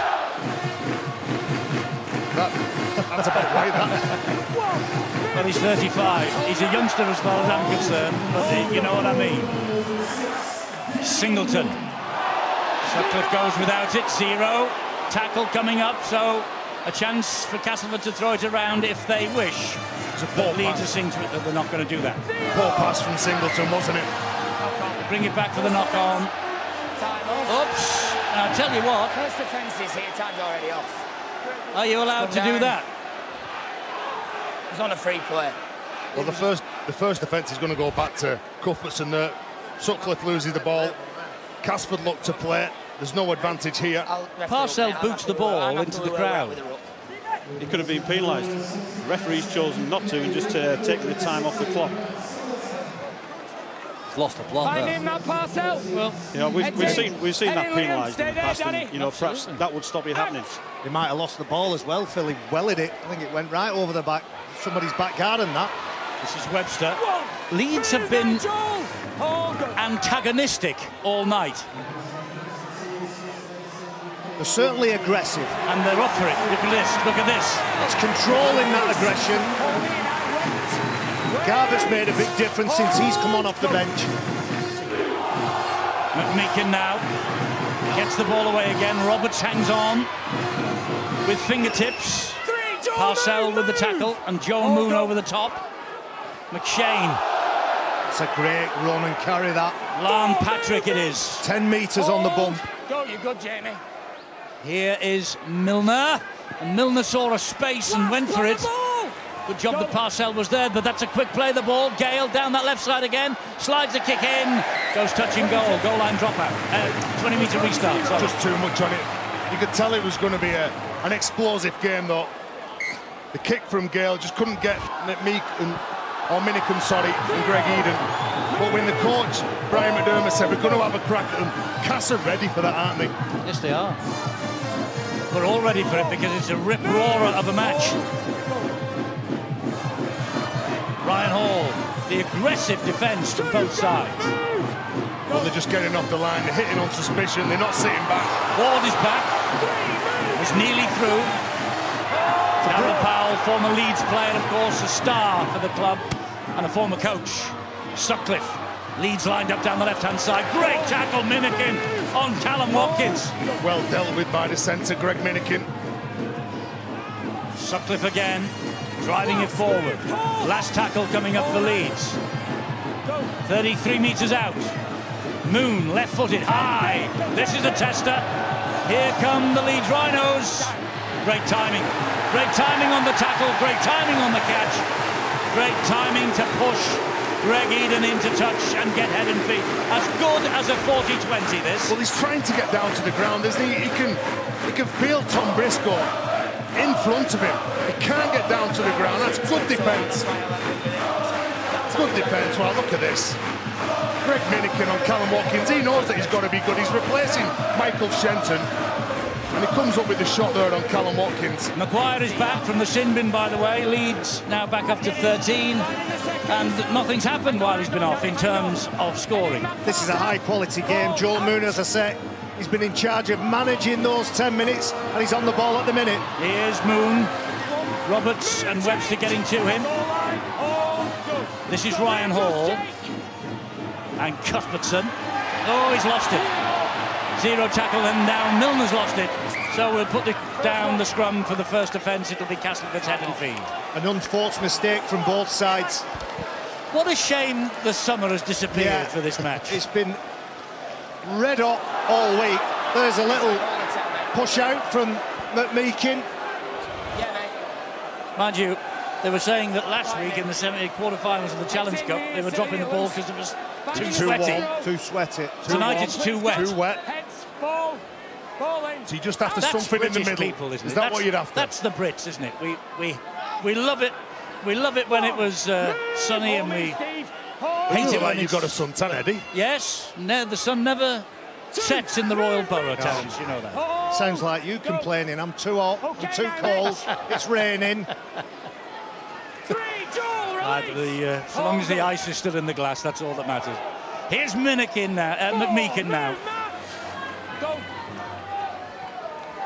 Millington gets the ball away to the loose forward, Adam Milner.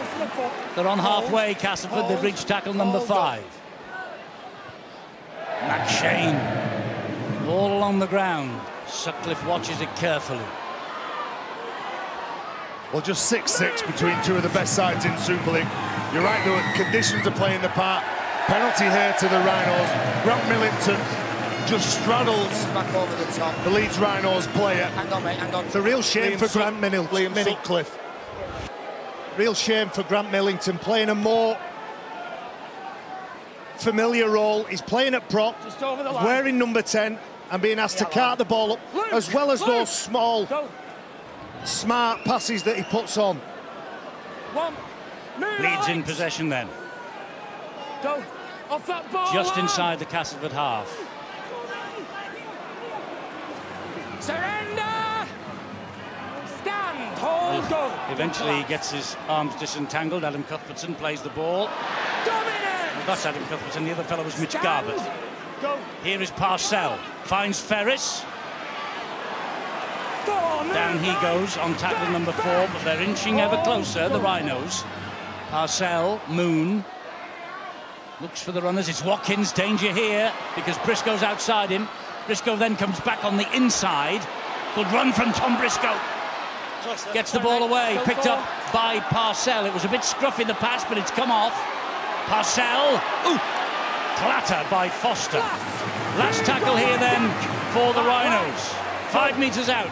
Maguire will slide the kick in again, and Hardaker has to deal with it and just side foots the ball over the dead ball line. He's a clever player, isn't he, Danny Maguire? The end result from a good set of 6 here, close to the line, is another set of 6 for the Rhinos. Again, just dabs it through, knows that he's going to have some support from the likes of Brett Ferris, who's going to chase that kick really hard. And no mistake on that occasion. Even though Ben Roberts was in the vicinity, he allowed Zach Hardaker to deal with it, and his experience just told him just to kick it off the island. Castleford have had 3 outstanding wins in a row at Headingley. 52-12 here last year.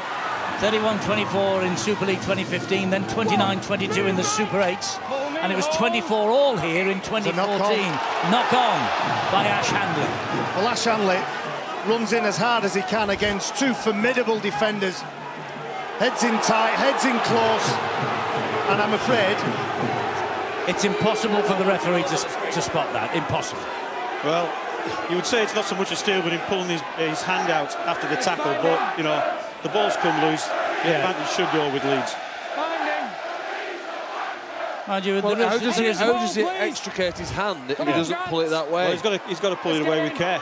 You know, if he pulls that ball away, if he pulls it away, he can't go any other way. If he pulls the ball out, it's got to be a penalty to Leeds. Well, it isn't. And here is Minikin. That's one. Go.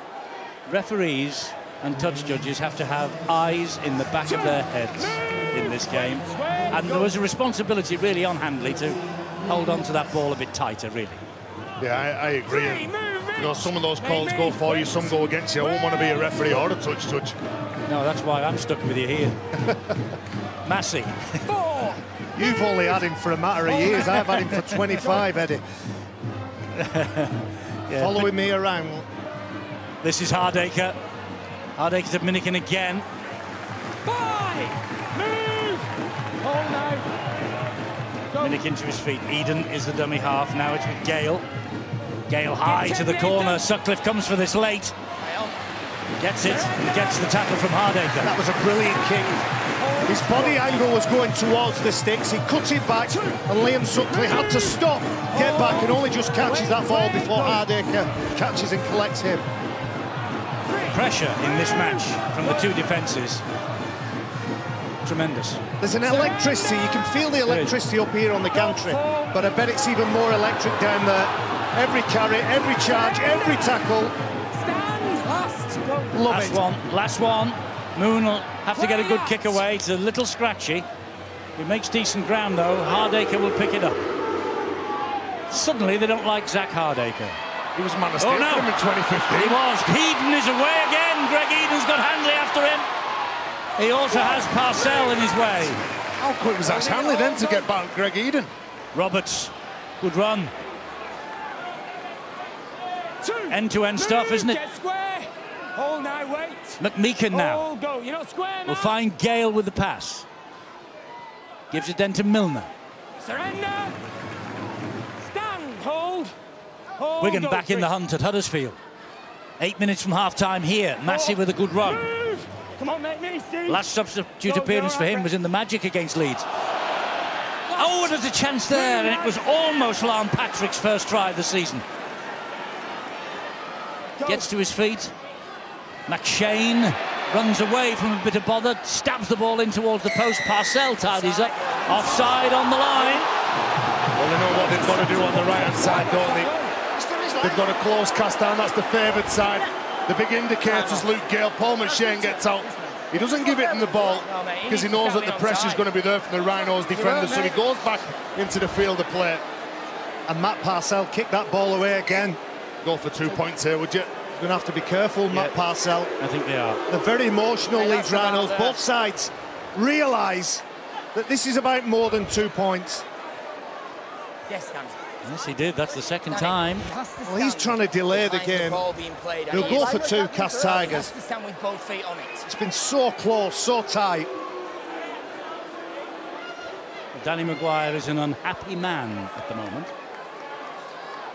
Well, he was talking about the penalty that's just been given. I think Jamie Jones-Buchanan was the man that was penalised offside. He actually stopped the player going down the side. Paul McShane going to the blind side and was about a metre offside, and that was the penalty.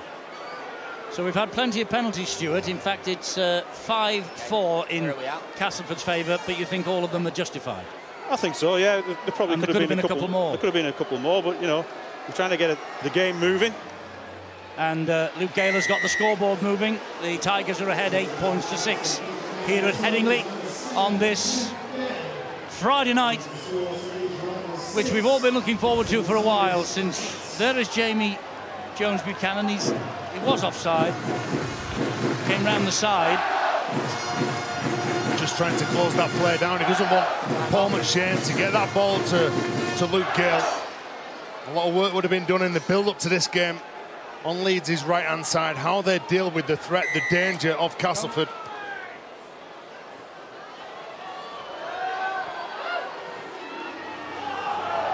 So here comes Mike McMeekin again for Castleford. It has the feel of a top-of-the-table battle, doesn't it? These are 2 high-quality sides with a lot at stake. 2, move now, get square. It could be 2 points. Go. It could be a semi-final. It could be a final. Well, it won't be the Wembley final. Leeds have got their eyes on that. Castleford beaten by the team that Leeds will meet at the end of July. Let's see. And both sides looking for that psychological advantage later down the track. No doubt these teams will meet when there's more at stake. Leeds behind 2-0 so far in 2017. Gale will hoist a kick to that left-hand side again, looking for that man Eden. Oh, it's a fumble. It's Eden! Eden might have scored here. He might have got his second. They'll have to check for onside, offside. What tackle? Time off. It's the last, mate. They've got yeah, this will be tackle 1. They've got to try on the field. Can we check, please, whether Alex Foster is within the 10? So that's the big question. You heard it first. Is Alex Foster within the 10 when this ball is spilled? Well, it certainly looked like he was in front of the kicker when it was kicked. You can see him just on the left-hand side, 3 in. 3 in from the top end of the screen. From the top end of the screen. Okay. Can you say he's definitely offside from that angle? Well, I wouldn't say. You could say he's definitely. From my live view, he looked like he was offside. Quicker than you think, Stu. Well, he certainly gets in. He's certainly within the 10 metres of the catcher, and that's the interesting thing.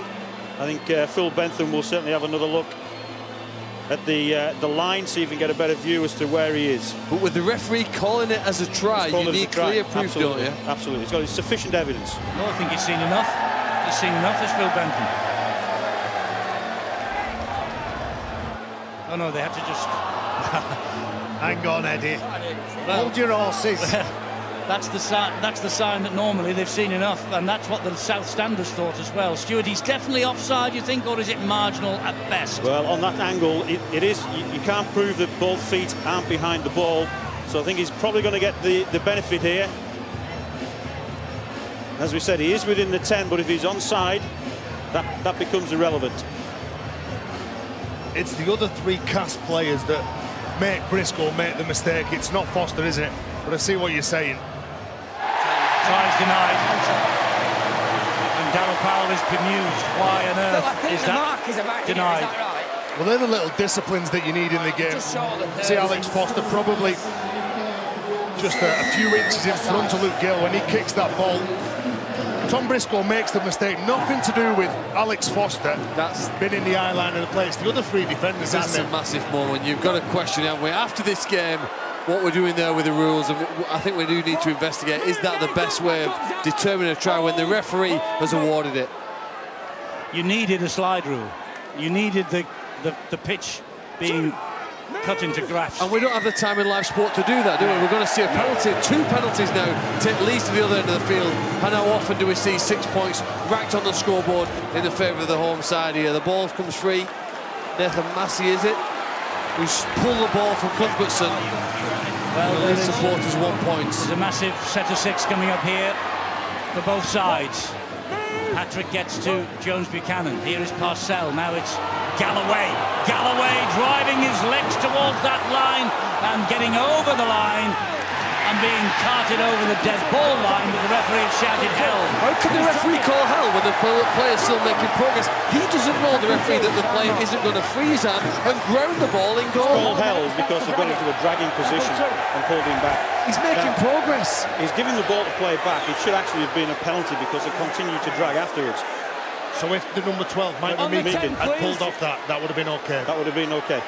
Well, as soon as the referee calls hell, once he's in a dragging position, if they continue to drag, they'll be penalised, which they did there. Robert here has just told them to play the ball, second tackle because he called hell. Parcell. It's Ferris. Kept hold. Ferris nearly bobbled the ball and lost it. Massive 3 more tackles coming up for this Castleford defence as Parcell fires the ball to Moon. He gives it to Maguire, turns it back on the inside to Sutcliffe, who drops it. Good defence. Lamb Patrick, he's come on off the bench. He strikes me though, his team. The referee picks and chooses when he wants to play to the rules and when he wants to interpret it and apply a different one. As we see another mistake. Castleford's defence is very good. But surely, if you've got to play to the rules and you can't just pick and choose when you want them to suit you. I don't disagree. I don't disagree at all. But he's interpreted it one way. I've interpreted it a different way.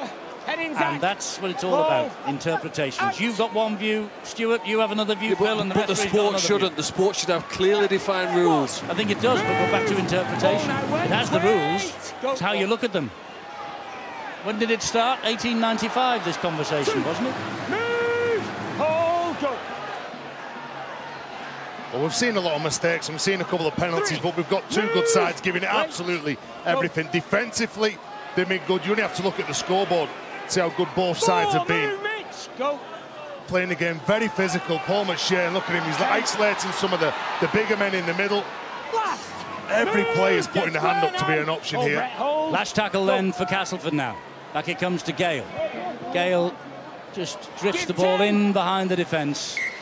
Finds touch over on the far side. They will probably be happy enough if they can hold on for 3 minutes to turn round with a slight advantage. And that's what Luke Gale's doing. He's looking at the clock. He's looking how long's to half-time. He just kicks the ball behind the Rhinos. He's quite content with just walking to the scrum, focusing on the defence. And maybe, again, this is a part of the game plan. Let's get the ball off the field and come up with a big defensive effort here. The Cas fans have turned up in the numbers to support the side. And they're still scratching their head, I'm sure, about why that try was disallowed, but it was for offside against Alex Foster. Surrender! Briscoe. There's another push there and a pull by Massey. That could have been another penalty. I say we've had 11. Lamb Patrick, a bit vigorous, and again. Well, that's 3 dominant tackles, isn't it, for Castleford? Not bad for your first Super League appearance of the year from Lamb Patrick. Joel Moon now for Leeds, injecting a bit of pace. Handley, and it goes to Maguire, who'll hoist the kick here, and Hardaker claims it on his own line. They'll be disappointed with that kick, Danny Maguire. It was an easy take for Zach Hardaker at the back under no real pressure. Here they go once again, this left-hand side. They love to strike when teams least expect it, don't they? We saw 2 or 3 wide passes, trying to find that space on the edge. 3, move, Jamie! Hold, Brett, yeah, mate, hold, wait. Foster is underneath that challenge, entering the last minute of this first half. 4, move, wait, hold, go, 4. That was G.I. Hitchcock's This is Ben Roberts and now McMeekan. The Leeds defence stood its ground, waited for him. Well, he can't sit back and wait for Cass to make the plays. That's a dangerous sign. Clear. Gale with the kick deep into the in-goal area. Sutcliffe with work to do. Here comes the cavalry in orange and black. He gets the ball to Ash Handley, and Handley is pacey. Well, that was good work tackle. from Ash Good tackle, Handley. Hitchcox. He got back to make himself an option. We've seen Ryan Hall and Ash Handley keep swapping positions. Hall played in the centre in the cup last week. Both centre and winger keep swapping, keep making those defences guess. Oh, a little dink from Moon. Gale's after this. Gale got in the way. It's play on. Here is Maguire. They've got Briscoe out wide. Minikin has missed him. Here comes Jamie Jones-Buchanan. Hardacre with the important tackle. Parcell, Leeds now flooding forward. Parcell. Hooter's gone. Half-time when the ball was played. When the ball was played, or after before the ball was played, the hooter was going. There was a lot of noise around the stadium. No, well, none of us heard it. None of us heard it. It did go. Some grounds have got sirens that near blow your wax out of your ears. We couldn't hear that one, any of us inside this ground, apart from Stewart. Well, here you are, let's listen to this.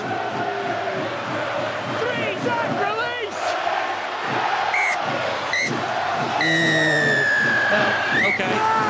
There and thereabouts. It did go. It did go, Stuart. It did go. Well done. It did go. Well, best of luck, Brian Carney, John Wells, to pick the bones out of a scoreline of 8-6 to Castleford at half-time. There are dozens of talking points. Best of luck, fellas.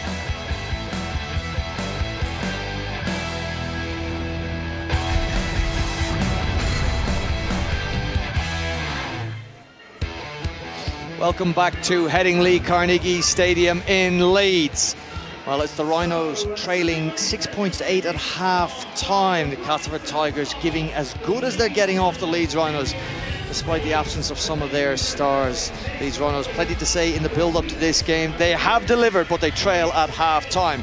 Right, round 19 is a huge round in Super League. 3 other matches taking place right now.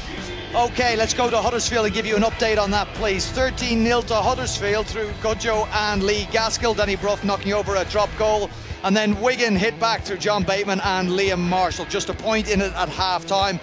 Over at the KCOM Stadium, Hull FC led 10-0 through Jamie Shaw and Fatuli Talanoa before Wakefield hit back through James Batchelor and Sam Williams. They got a 2-point lead at half-time. And then over at the Totally Wicked Stadium, it was Salford scored first through a Todd Carney penalty. St Helens hit back through Matty Smith's try, converted by Percival, and a Percival penalty.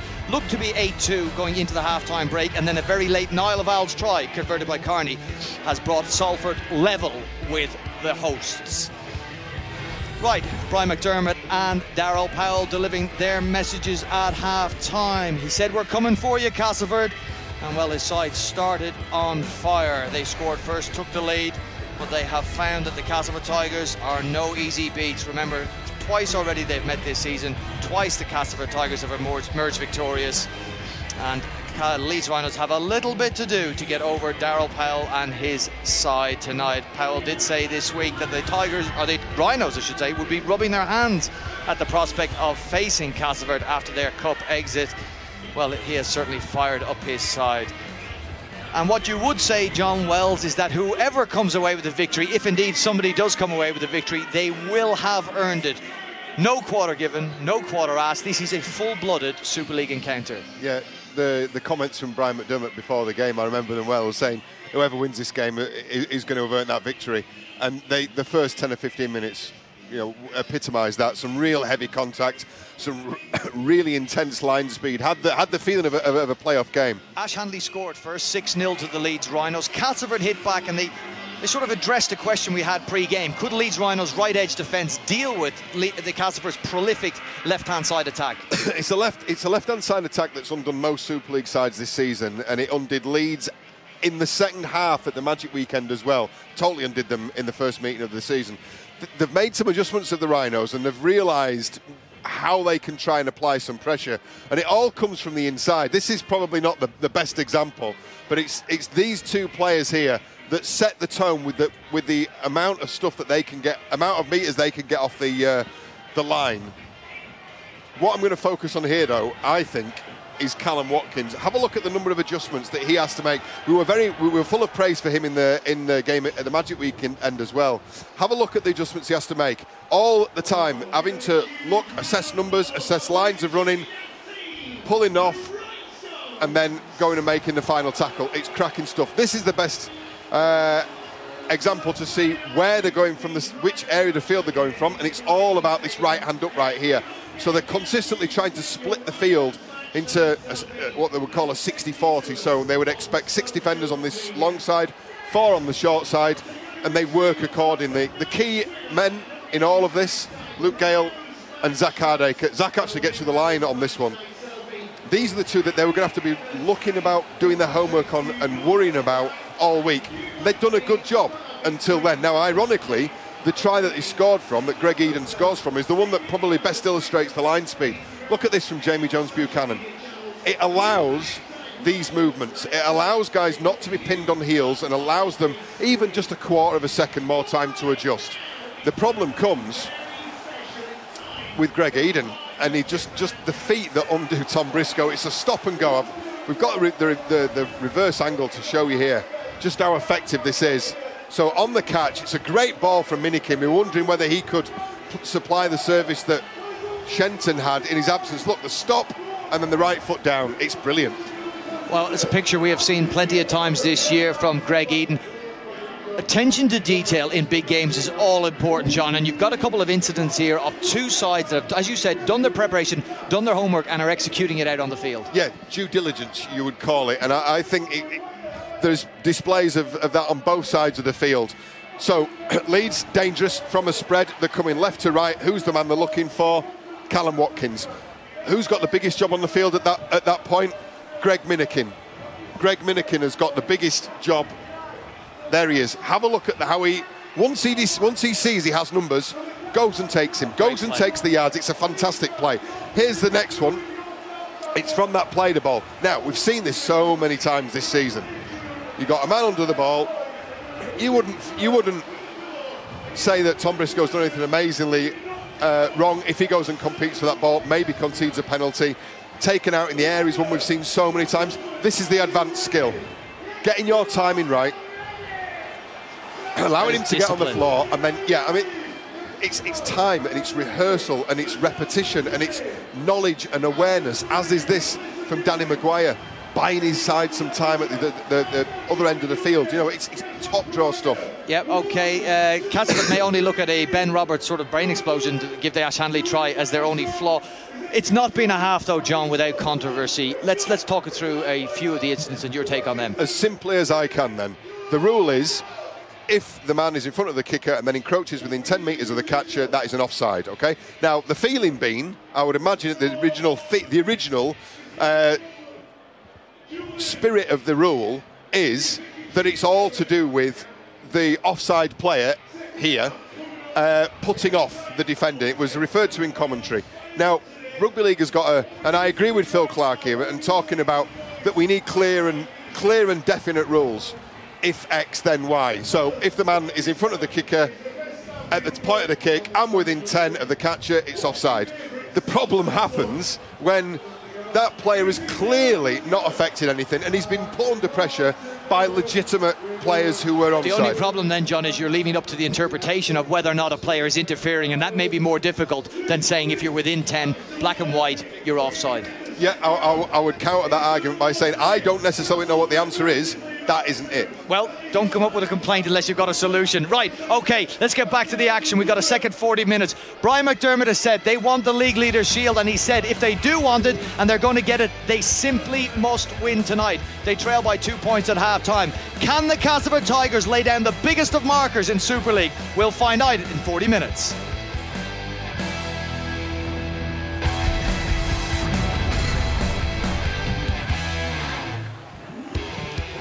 Well, welcome back to Headingley on this Super League Friday.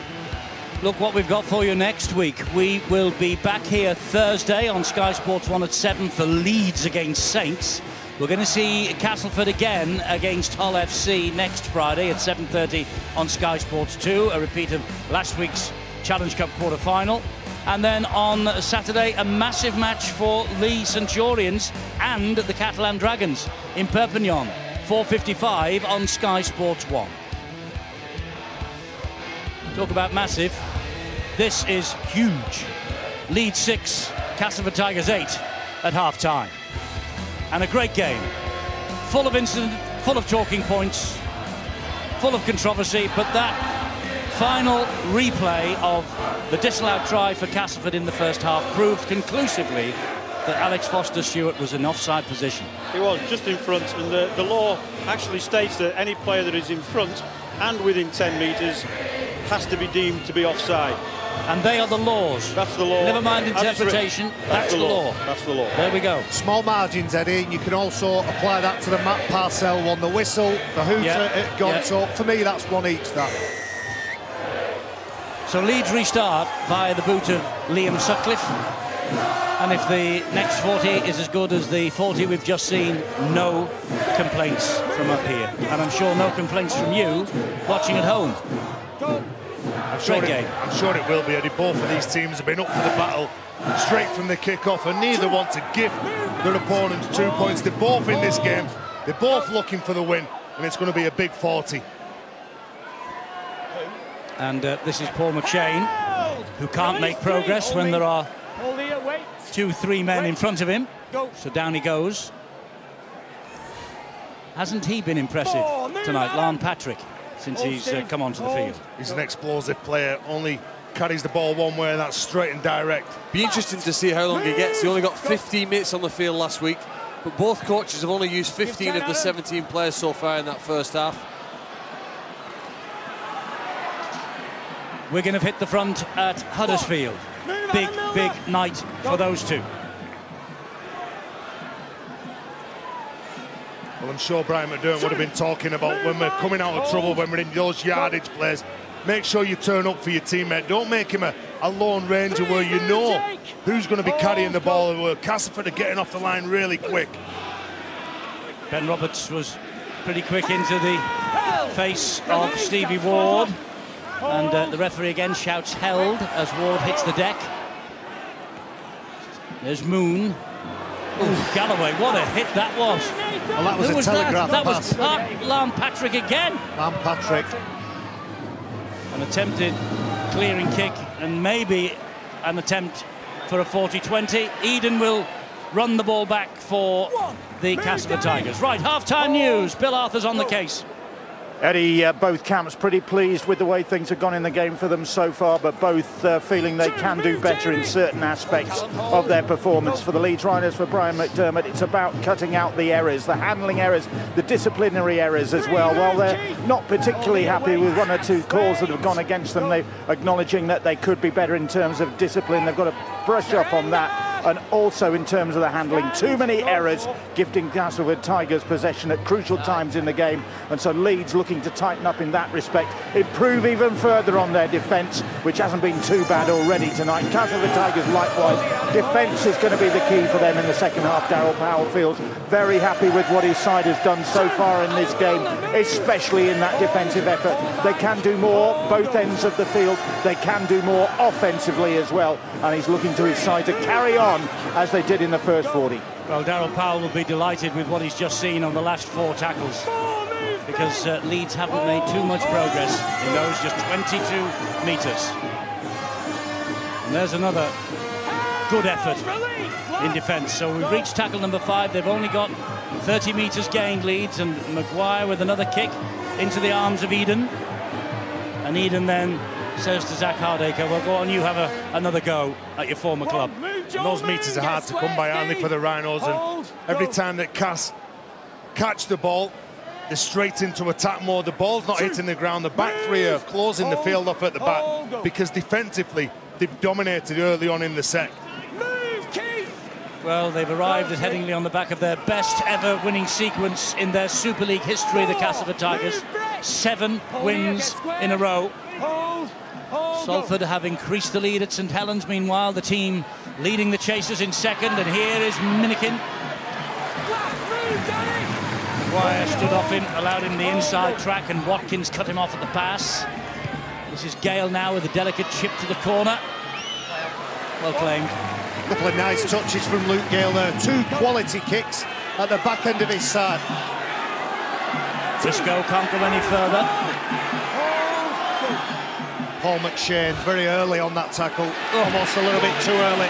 But there's another hefty challenge. Again with Minikin, he started it, Patrick finished it. Brett Ferris masses after him, so too Milner. A little bit of help from McShane. You can see evidence of the coach's messages. The teams, when they're coming out of trouble, it's fairly realistic, 5 or 6 metres and then a big kick off the back of it. Moon with the kick downfield, trying to skip it past Hitchcock's over on that far side, and Hitchcock's now tries to skip his way past Ash Handley and Ryan Hall. Couldn't do it. Webster scoots in at dummy half. Well, Instead of kicking the ball, Hardaker, here he goes. Zach Hardaker. He's on his own. He's got Sutcliffe to beat. Oh, wonderful, wonderful try from Zach Hardaker. Absolutely sensational stuff from the former Leeds fullback. They've been booing him all night in the South Stand, but even they have to agree with the Tiger that that was one of the best tries he has ever scored. Zach Hardaker increases the lead for the Castleford Tigers, and that is out of the top draw. Well, you can put this down to good defence as well, can't you? The way that they've controlled Leeds up the other end of the park. When this man gets the ball, look, he's looking around, he's nice and composed, he looks up, sees who's in front of him, and as soon as he spots Sutcliffe, he looks to take him on the outside. But in Leeds Rhinos, instead of kicking the ball high in the air, they kick the ball low, they try to put pressure on the likes of Zach Hardaker and Jai Hitchcock and Greg Eden, but they can't do that. That's just a class finish from a class player. That reminds me of a try that Ellery Hanley scored here in the 80s. He's gone past 4 very good defenders and made them look very average. He's cut through 3 and then gone round the fullback, and he's made that look far easier than what it would be, you know. They persisted, didn't they, to attack out wide. He didn't run to centre field. He put himself between Ryan Hall and Ash Handley, who neither of them very comfortable in an attempted tackle. He got away from Stevie Ward, and then he made sure he made that look easy the way that he went in and away from Liam Sutcliffe.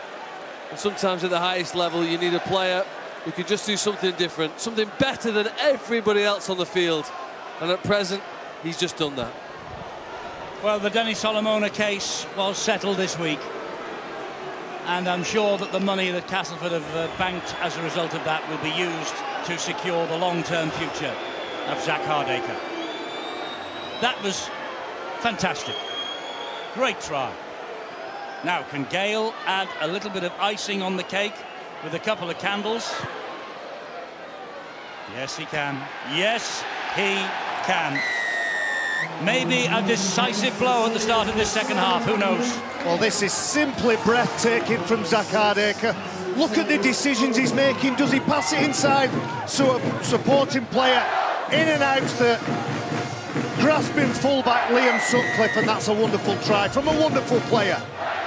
Yes, he backed himself, didn't he?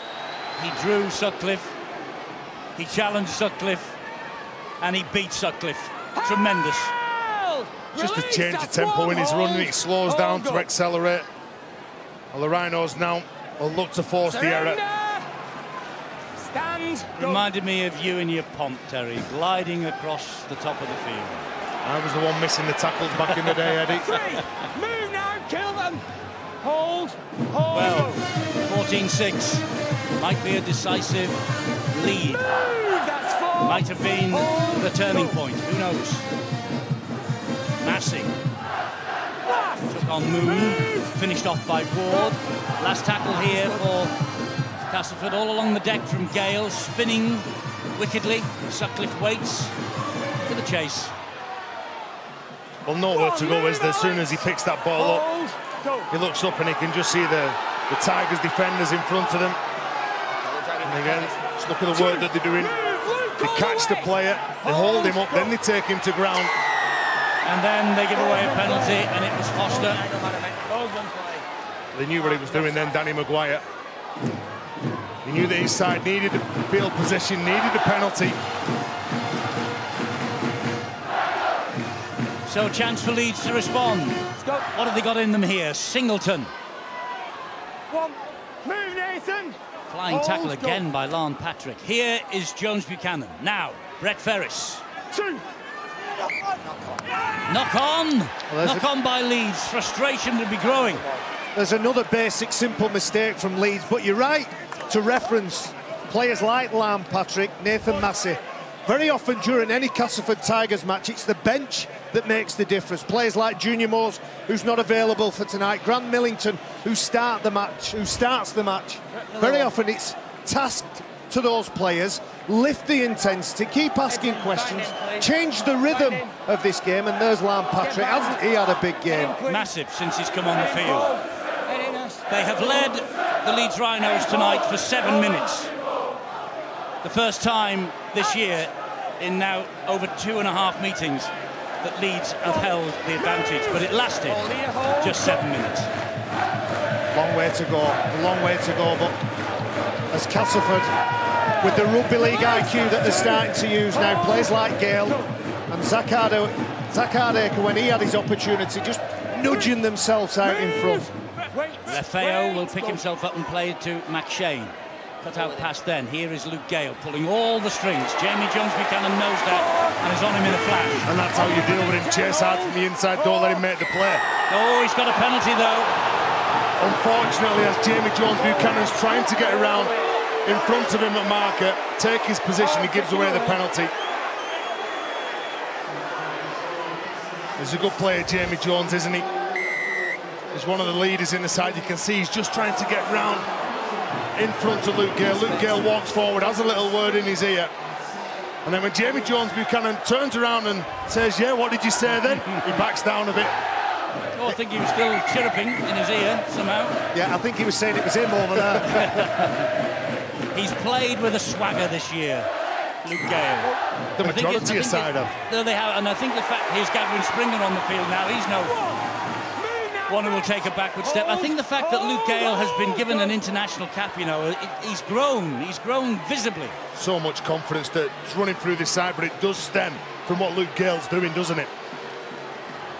Hardacre is wrestled to the ground. Wait, go, better. Roberts to Webster. 3, move, Matt. Here, hold, go. He's there again at dummy half. Millington. Oh! Biff, bang. Brad Singleton. Well, Singleton was hunting. I think it was Millington who turned the ball inside to Gadwin Springer. Oh, look at that. Bone on bone, shoulder to shoulder. It's Minikin.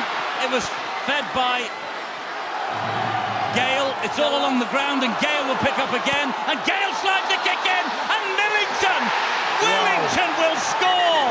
Oh, Willie. What's your live call? Time off you. It's the last tackle, mate. Happiness to try this. Try on the field. They just would not let this ball die. They decided to just throw the last dice and see what came up.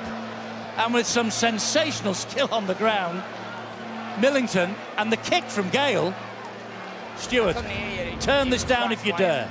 Well, I don't make the decisions, but anyway, they're looking for a knock-on. That's all backwards so far off Cass. There's nothing wrong with that. He's facing his own goal line, as we can see there. So as the ball comes out, it's gone backwards. Is it a clean pickup? There's nothing wrong with the pickup, Stuart. Nothing so far.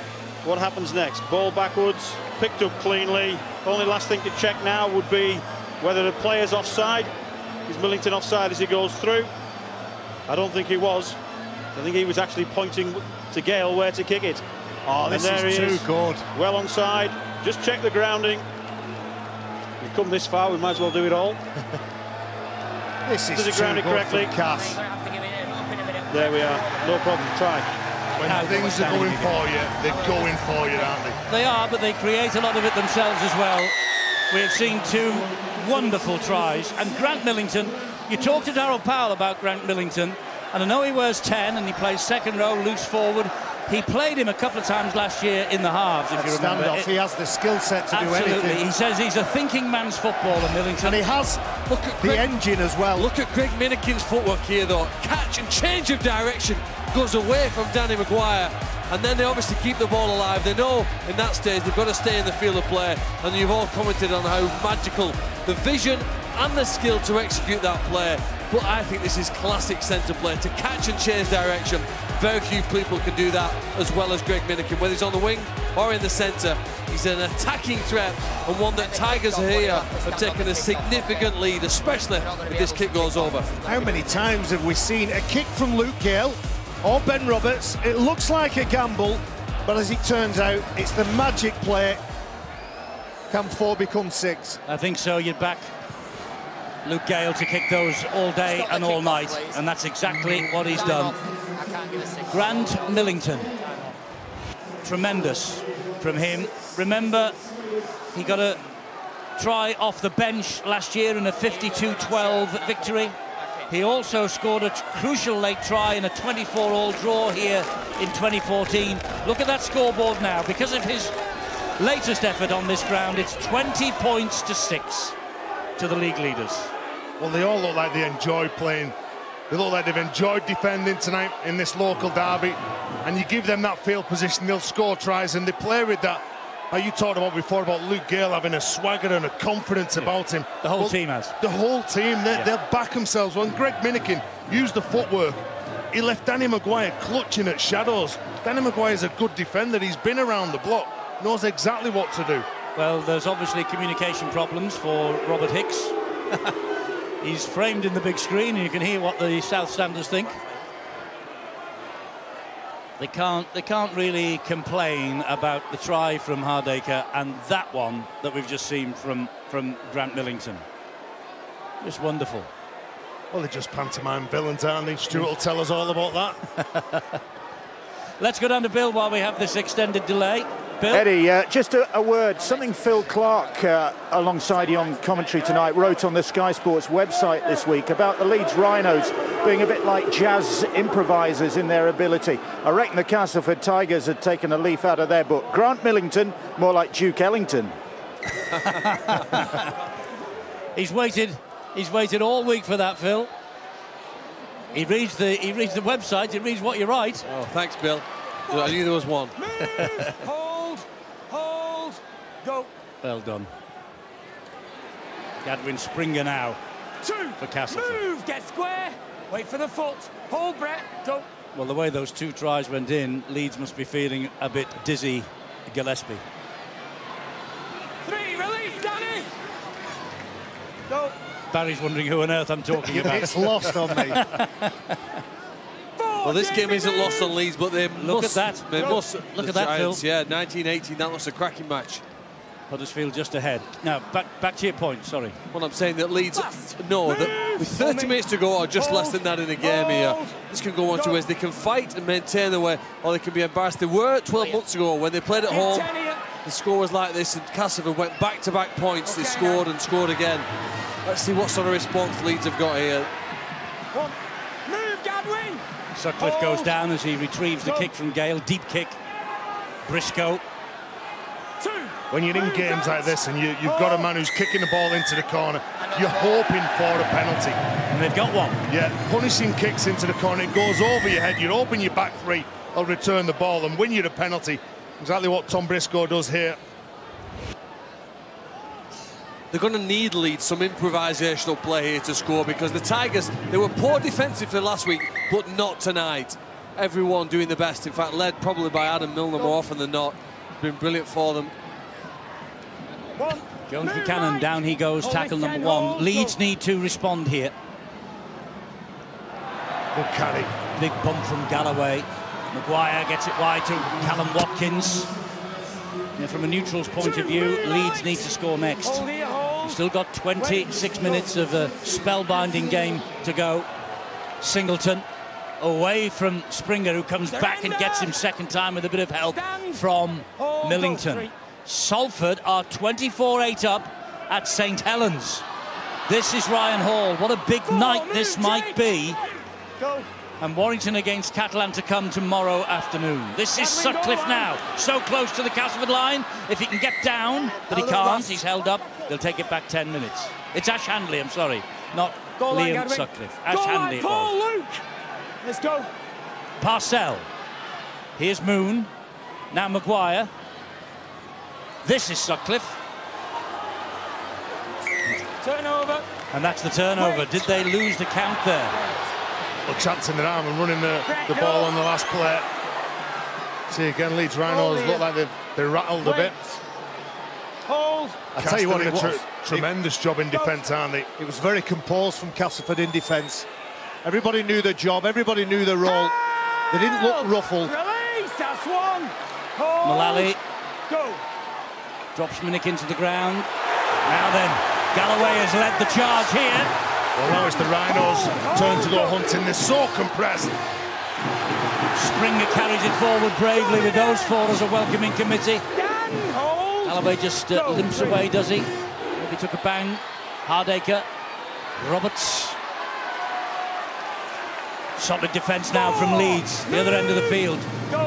No progress made or thereabouts. Good run from McMeekin. Again, good defence though, Eddie. Great defence from Leeds. Deep Give kick 10 from here. Gale. Give 10. Here is Sutcliffe. That was a little bit of a dodgy pass to Briscoe. He had to bend his back. One. Move, Grant. Hold. Go. Maguire. Watkins. Two. Move. Go. Good take by Briscoe. Handley now in centre field. Gets it wide to Ryan Hall. He'll fancy his chances. Ryan Hall down that line. Hitchcock does well, and they bundle him into touch. Ben Roberts came in as the second effort. Well, that's the gamble in these conditions, isn't it?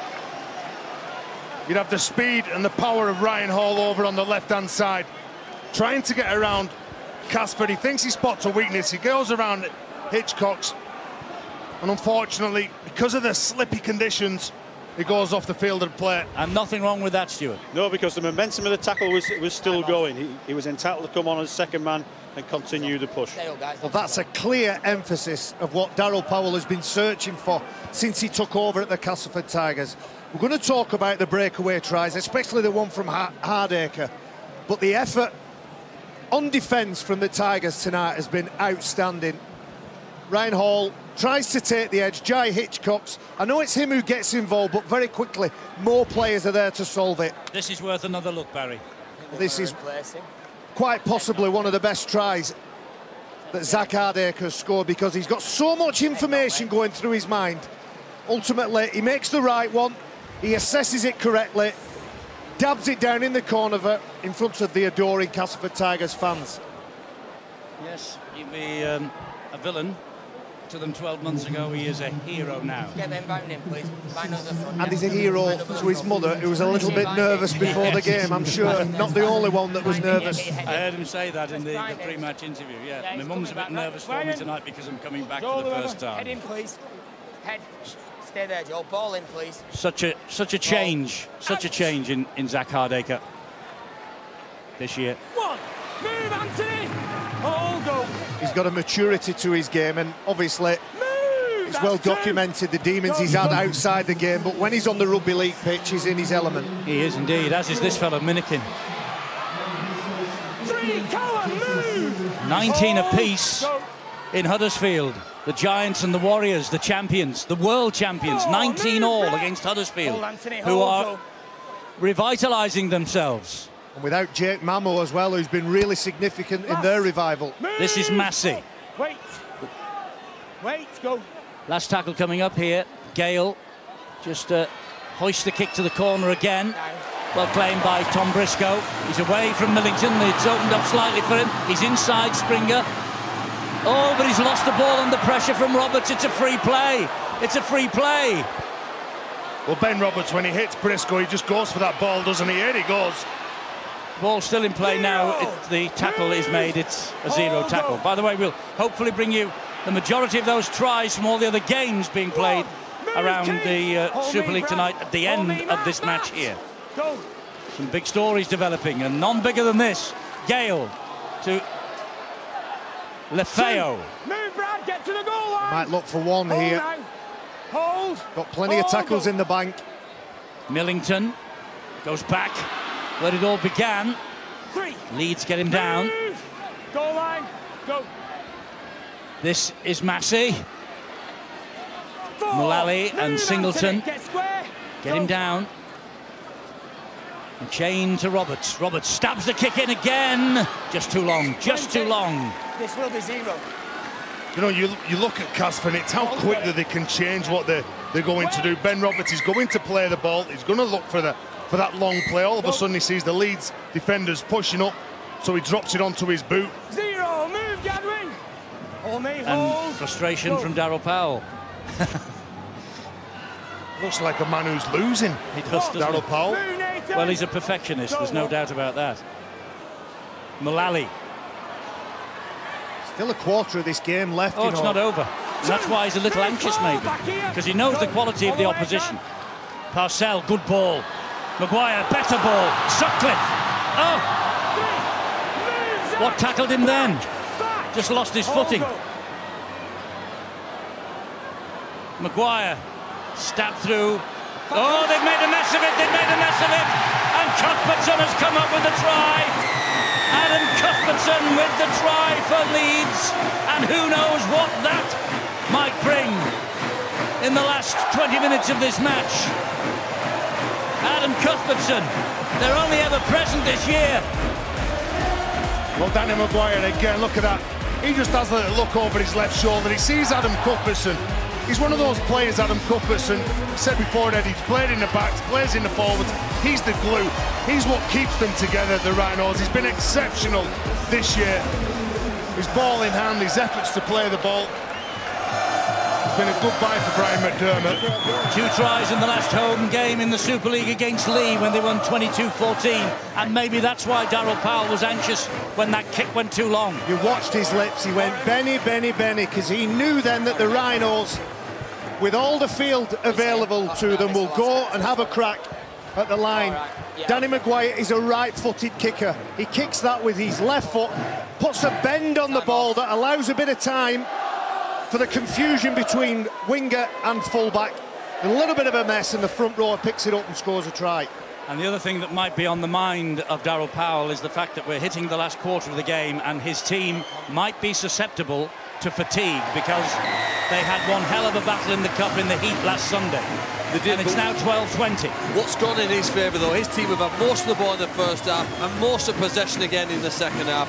That certainly made them look a little bit easier and fresher. The 2 tries scored by Leeds, both, I suppose, gifted. One from the in-goal, one just short of the try line. But Adam Cuthbertson worked hard to get into a position, excite the fans and excite his teammates here now. It's a potential comeback. And Eddie, that's why I thought they might go for a drop goal, just to keep the scoreboard ticking over, keep that psychological advantage, not just the scoreboard. Well, it's an 8-point advantage right now. And Luke Gale's kickoff is fielded by Ryan Hall, and Mullally will try and bring it forward. Patrick and Gadwin Springer get to him, but he still makes a bit of progress backing into them. Harold barking the instructions down the walkie-talkie to his men on the side. These are anxious moments now for Castleford, because Leeds are coming home with a wet sail, perhaps.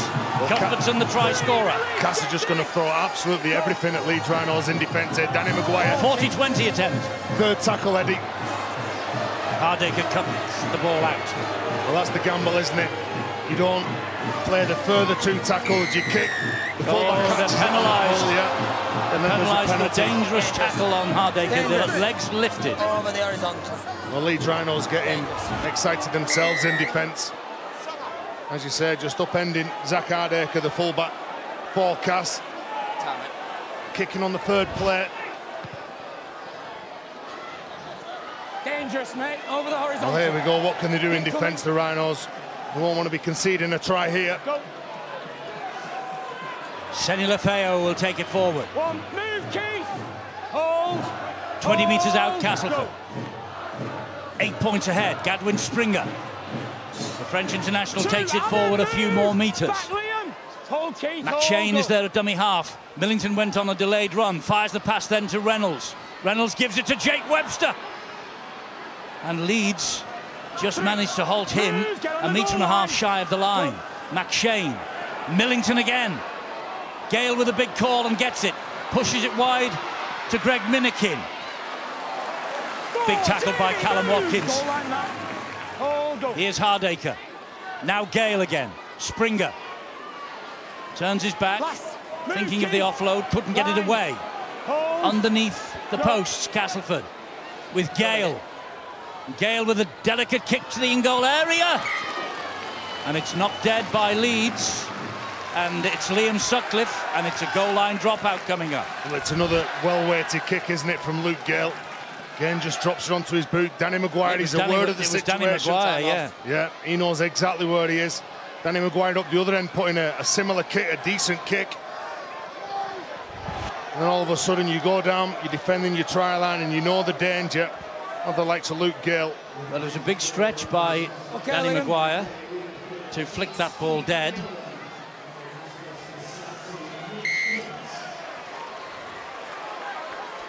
Go. Drop out, reaches halfway, and Hardacre. Here comes Larn Patrick. Move, that's one. Get square, Adam. Go. Straight out, Adam. Springer. There, come on. Two. Move, up and square. Hold Matt. McShane pointing is going right, and of course comes left. Gale. Hardacre, Minikin again. Surrender. Tightened up this left-hand side for Castleford now of Leeds. Senny Lefeo again. Held! Go! McShane again pointing right, coming left and going on his own.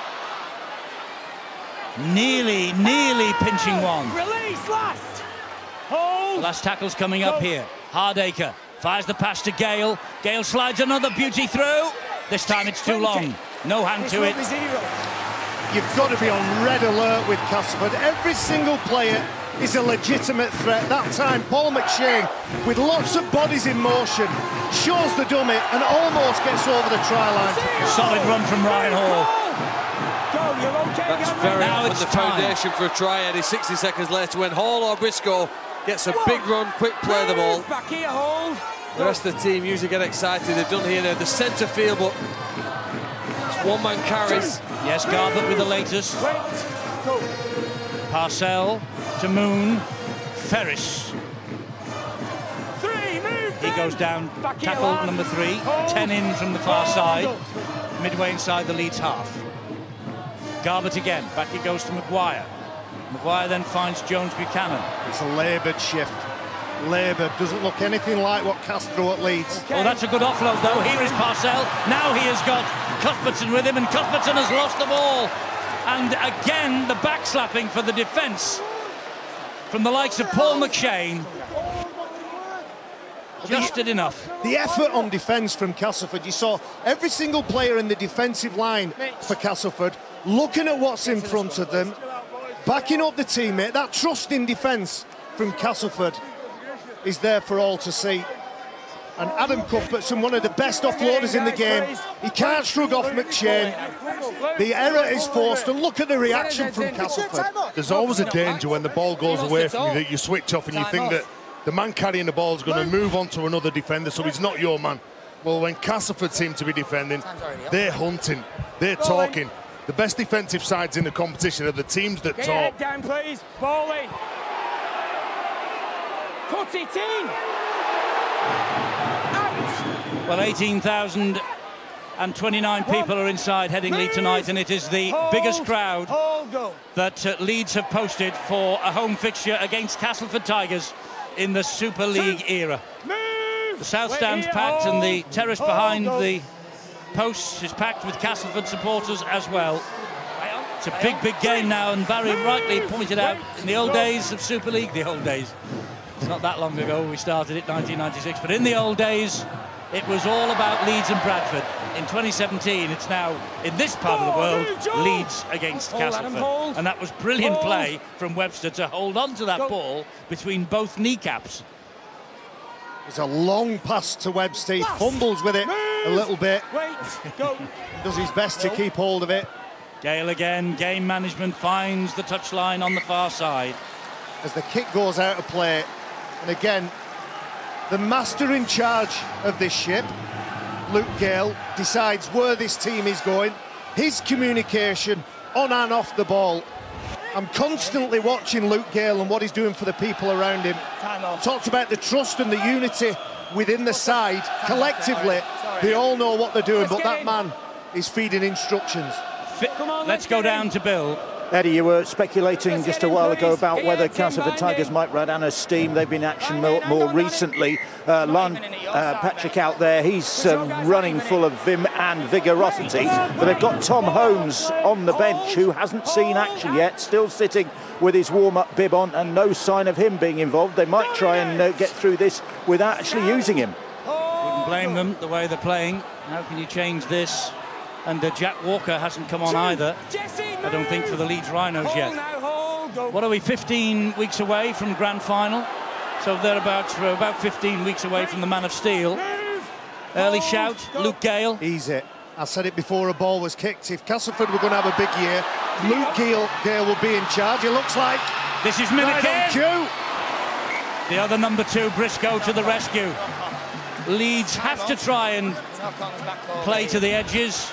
And this is exactly what they've done, but they dropped the ball. But the referee has brought it back here. There's a problem with Greg Milliken. He's going to score the try here. The mistake. Paul McShane's the first player to react. He kicks it forward, and Milliken sets off after it.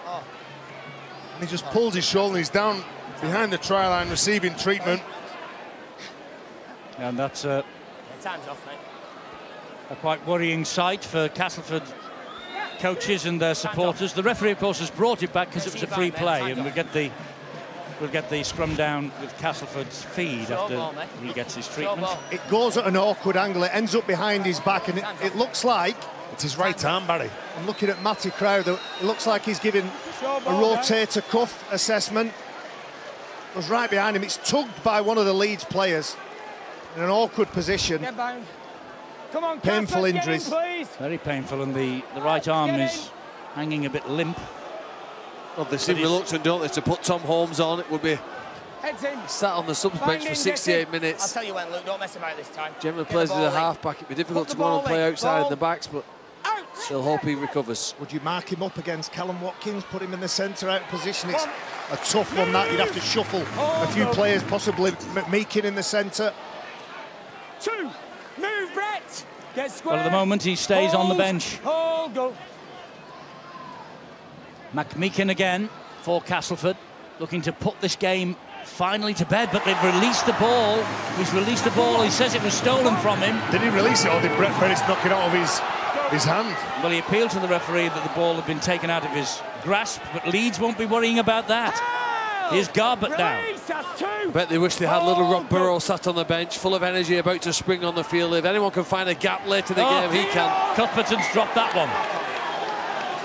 Well, there you go. You can see the anguish on Cuthbertson's face.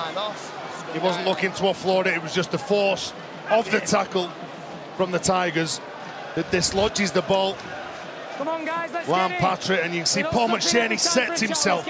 He hits the ball and he dislodges it.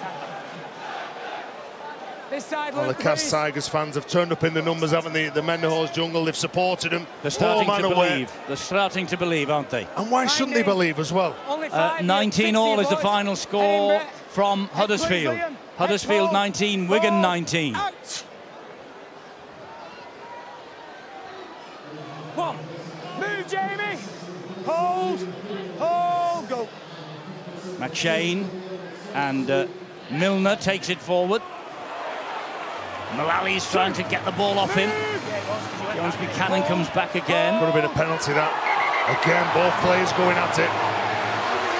A lot of elbows, a lot of forearms involved in that tackle from both players. Milner, who flings himself into every collision, whether he's carrying the ball or the opposition is. Jamie Jones Buchanan meets force with force. Take your players that way, please. I think Adam Miller's been in the best form of his career this season, the number 13. There he is. Intimidates people in defence. Playing middle unit, he gets one there off Jamie Jones Buchanan. Well, that's a strike to the head, so that's a penalty, and I think there's another penalty coming up on the floor when he puts his forearm into his face. Just there.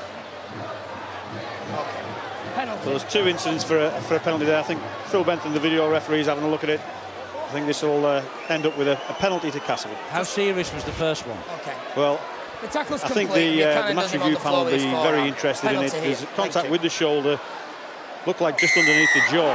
So that is what the class as a strike.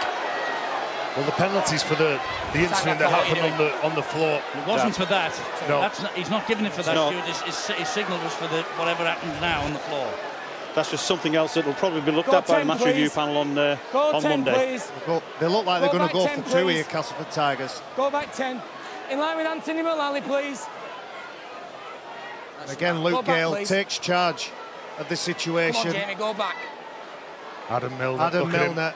He's eyeballing Jamie Jones Buchanan, who stood in front of him. Well, he must have a circus mirror at home because he doesn't know and don't appreciate that he's a little bit smaller than everybody else he goes up against. Oh, he's full on though, isn't he, Barry? He doesn't care how big they are, doesn't give an inch. So Luke Gale then. This would make it 22-12.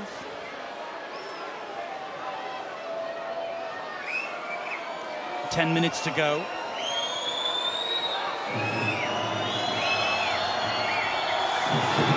Gale make sure that they go 22-12. So what's that, 10 points? 10-point ball game?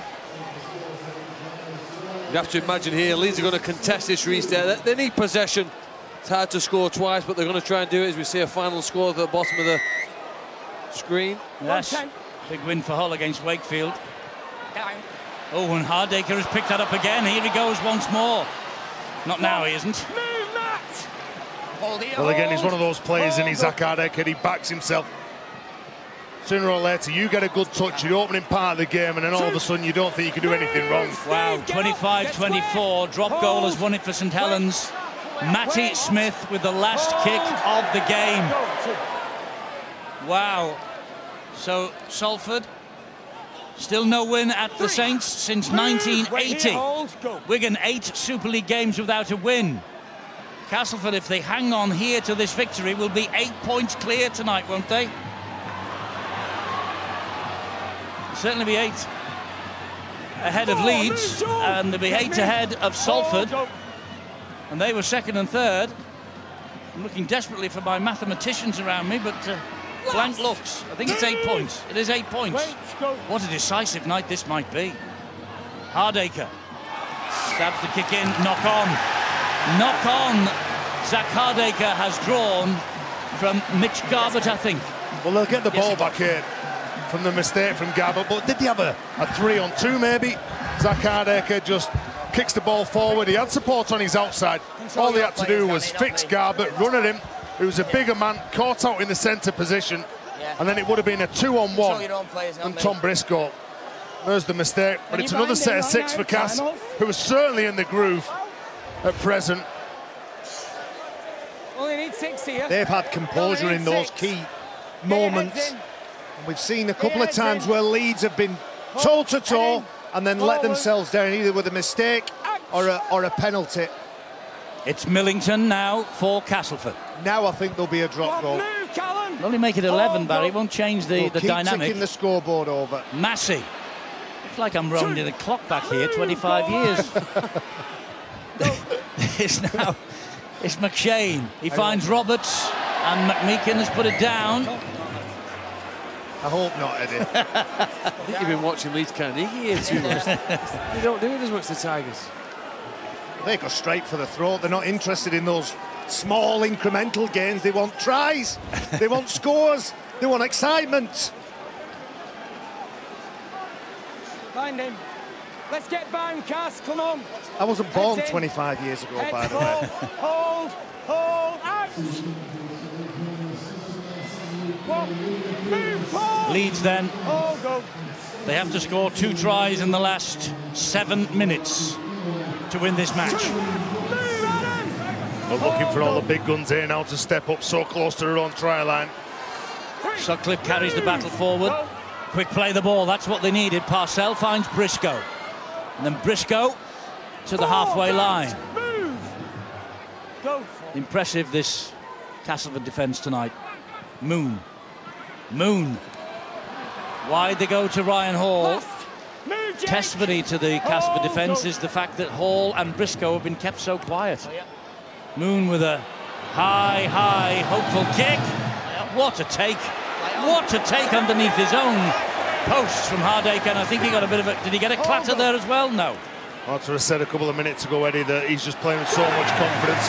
Now, look at this. Takes the ball, he's got the post, he's got Brad Singleton, the enforcer for Leeds Rhinos. Here come Leeds, though, look at them. Here come Leeds now. Big finish is what they want. They want 2 tries in the next 6. 4. Well done by Roberts. Go. McShane, lovely. Good offload, Hardaker. McMeekin, they go wide. It's Hitchcock's. It's still Hitchcock's. Last move, Ryan. Last tackle coming up. Could be penalty, it is. Well, again, the confidence, and look, Darryl Powell just keep rolling forward, and you picked out Paul McShane, the lovely pickup from Paul McShane from behind the dummy half, and then they go wide and they back themselves on the edge. What are you doing, Luke? And Hitchcock's, yeah, Luke, what are you doing? Time off. earns his side a penalty. Can Ryan Hall have any complaints about that, Stuart, do you think? No, not at all. I think he was trying to buy a bit of time for his defence to get back. Look, he was called out very quickly. That's where he's so good. The way that in these conditions, he's one of those hookers who picks the ball up, scoops it up, and then he's looking to bring on his teammates onto the ball, so it's a rolling ruck that's going forward. Never stops you. At the end of it from Hitchcock's either. Webster now.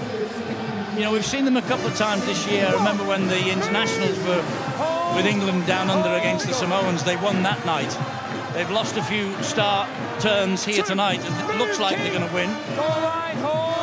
They are the real deal. They haven't blown Leeds Rhinos away. They've had to dig in at parts in this game, and they've been up to the standard, led by Grant Millington, and one or two of the big names for Castleford stood up and had to grind this out. Here is Milner. That's an obstruction because Massey couldn't get out of the way. Quick tap by Maguire. He's away. That would have been a penalty as well. I don't know whether they're back to 10.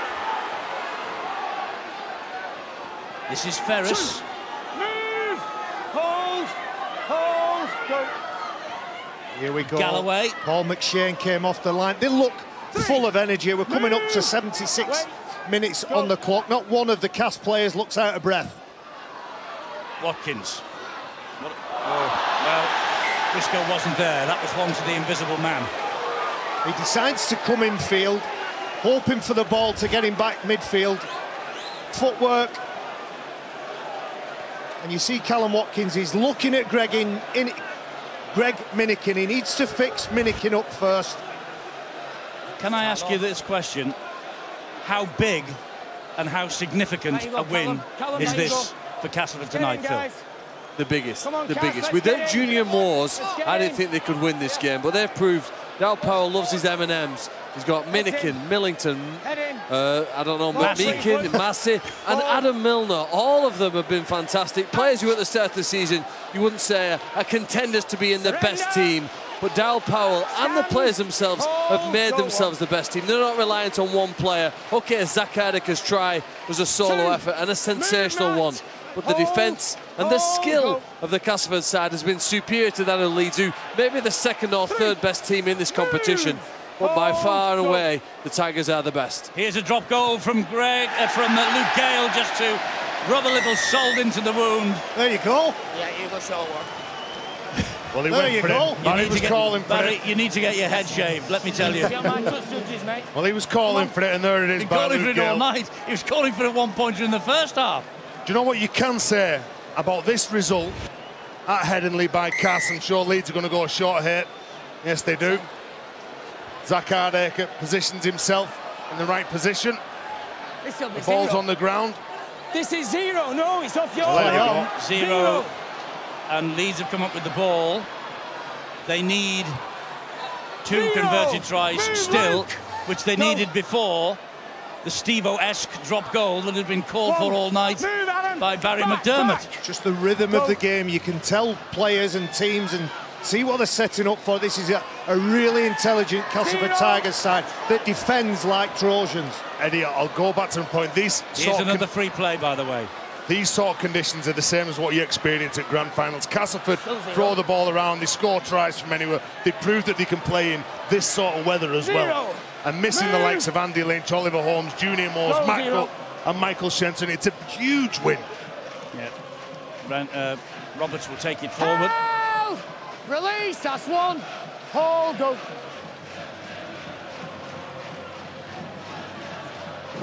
Full credit to those fans who've travelled across. Support this great Castleford side. That stand behind the sticks is jam-packed with thrilled to bits Castleford Tigers fans. Massey down the middle. Move. Wait, get square, Matt. Go. McShane to Milner. 4. Move. Back up. Hold. Go. Luke Gale looked to kick this off the field, will he? He tried to. Play on. And Leeds have got it back. Move. I don't think even Leeds, though, can score 2 tries, converted tries in a minute. Well, they're making a mistake here now. Well, Danny Maguire, yeah. Knock on. The victory at the moment is 11 points, the same margin as at the Magic, 29-18. And that was also the scene of Luke Gale's last drop goal, by the way, the Magic meeting. So in games between these two, it's not that warm, fellas, but in games between these two, it's now 3-0 over the course of 2017, and possibly, probably a lot more to come. Well, that goes in the memory. It goes in the memory bank, doesn't it? If you're a Leeds player, you're thinking, well, I don't really want to be taking on that challenge and playing them, even though you'll be outwardly, you'll be saying, yeah, bring it on. But you know the danger of Cass. Gale dabs the ball, looking for Eden. Only finds Briscoe. The full-time siren's on the way. There it is. Ferris gets the ball away, but it's all over. And Luke Gale has engineered with his Castleford Tigers side a famous win. The 7th in a row on this ground. And the Tiger is absolutely delighted.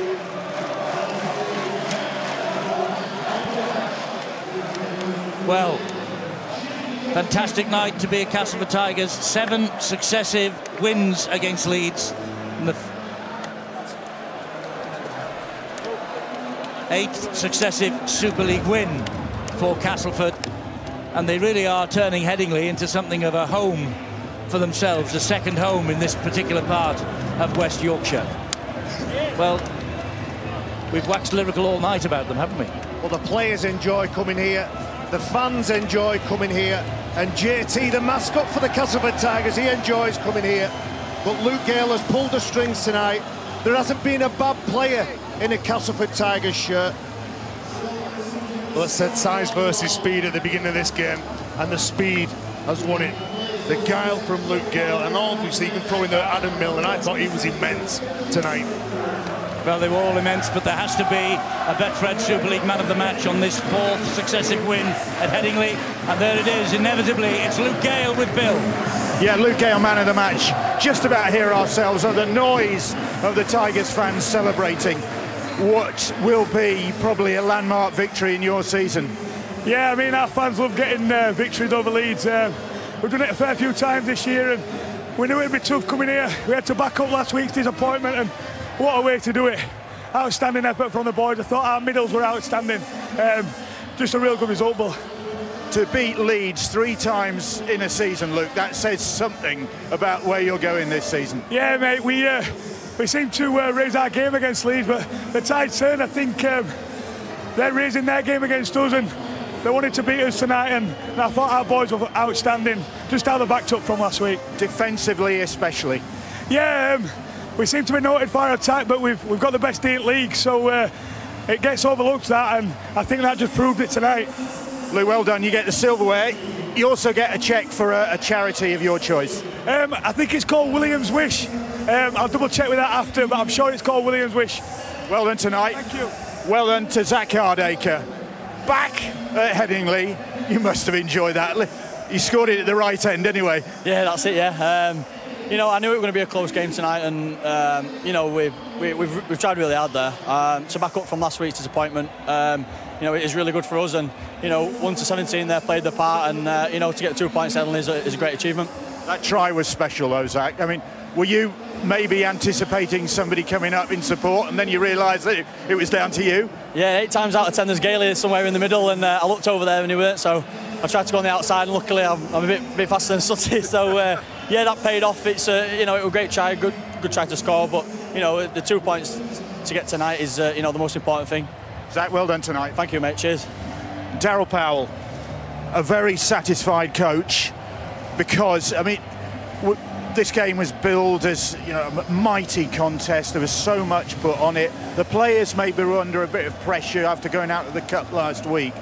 So you got a good response, character-wise and in terms of what they gave on the pitch. I thought we were outstanding tonight. I think obviously tough conditions, so it meant that we needed a really tough defensive effort. But we haven't gone too much into the Hull performance this week. It's been about moving on to Leeds. The boys know that Hull were great. We were poor defensively, and we can't turn that stuff up if we want to be a team that's going to be there at the end of the year. These are conditions you might see in October. I thought we were great today. I thought our defensive effort was outstanding. I thought our management of the game was fantastic. And yeah, we gave Leeds a couple of tries. Other than that, I thought it was a superb effort from us. But you still have the ability to conjure up these amazing tries. I mean, Zach Hardacre's try was special. The Grant Millington one, where it looked as though the thing was going to end up in touch and the play was going to just fizzle out, and you come up with that as well, so there's just that spark, isn't there? Yeah, well, there's lots of teams score high quality tries, isn't they? Today wasn't about, you know, being an all singing or dancing team. I thought we still played, I thought, but I thought we were sensible with it, and you need to be in these types of conditions. But we're a team that likes to, you know, movement's important to us, and at times in the past we haven't had that, and I think we've learned some key lessons. And today I thought we acted out probably the game against Salford when we weren't good enough, and in similar conditions. Today I just thought I cannot praise the boys enough for being able to respond in that way after a really disappointing loss last week. It's October-like conditions, Daryl, sort of grand final type conditions. Well, look, you know, there's a lot of tough battles to be had. We're not taking all the plaudits and patting ourselves on the back.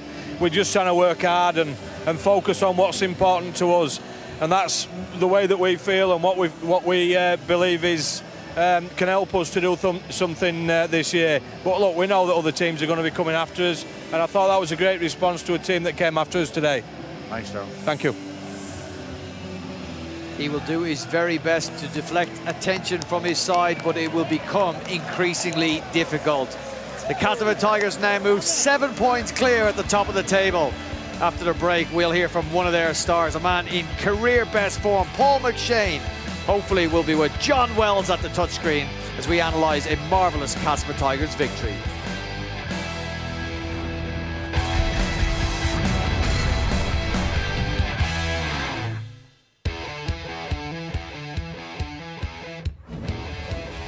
Welcome back to Headingley Carnegie Stadium in Leeds, where we have seen the Castleford Tigers register their 16th win of the season. 2 points that puts them 7 clear on the table. They led by just 2 at half-time over the Leeds Rhinos, extended that in the second half in front of a massive crowd. Well, the Leeds Rhinos will be scratching their heads and wondering what they have to do to beat the Castleford Tigers. They lose for the 3rd time in 2017 and the 7th time in a row against Daryl Powell's side. Not quite the complete performance from Castleford, considering the week that they have had. Very, very impressive. Few players more impressive than the man we will hear from next. 2 big tackles to dislodge the ball from Adam Cuthbertson, recently announced the England Elite Performance Squad. Paul McShane is with John Wells. Thanks very much, Brian. Congratulations on the victory, Paul, and welcome to the touchscreen. We'll come to the victory in a second, but first of all, a personal congratulations on your selection for the England squad ahead of this year's World Cup. That's great personal recognition. Yeah, cheers. I think it helps being inside that. I mean, you know, we've all got a good understanding of how we want to play, and I'm just a small cog in that. We'll get to the game then. I'm going to kind of split this into 3 bits. So the first thing I want to ask you about is that left edge, that fabled left edge in attack. A lot of focus had gone into how to defend that from Leeds, particularly this evening. Other Super League sides have done their bit as well. I want you to tell me just the key bits. Don't give away any trade secrets, but just what it is you're looking for. So we'll join at the play before. I think you're actually at the base of the ruck here. So just set the scene for us. What are you trying to get to and why? We're just trying to get back to a post. The near post if we can. And the reasoning for starting a play here? Just to see if we can create an overlap somewhere. You know, if they go so many numbers one side, we're going to take that. If they do other side, we're going to take that. And I think with Gailey notices that he's got the numbers there and he's the dominant half calling it there. So you're getting talked to by Luke Gale at this point, and anyway. Constantly off Benny Roberts as as well, telling me what he's seeing all the time. Which the giveaway was when you said so many numbers on this side, you don't know. So you're waiting for a call. Okay, brilliant, great. And then once we get into position, I mean, it's no secret now who the key men are. I can do that much, Gale and Hardacre, but there's more to it than that. There's the lines are running, the timing. This one was pretty reactionary. We're a middle down at minute, so we're only playing with 2 middles. But Gailey noticed that his back row was so far in, and if he gets the ball in the right place, he can easily create an overlap outside for Zach and Greggy's, and over Greg as well. And then once it gets out there, I mean, it looked like it was covered for a moment or two, but great footwork from Greg Eden. He's proved himself as something of a try scorer. It's not just where he is on the field. There's talent there as well in abundance. I think Greg Minikin as well with weather conditions to get that pass off so quickly, and that's a new left edge for us this week. And it just shows that everyone in the team knows their role if selected. So that's the left edge, and that's the attack, which we'll park for a second, and we'll come to what I think is what underpins the success of the Castleford Tigers in 2017, and that's the defence. There's some really, really special stuff, some really special numbers coming out of this. 294 points conceded in 19 games, under 15.5 a game. That's impressive. So I'm having a look at a spread play which ends up with Minikin taking Callum Watkins.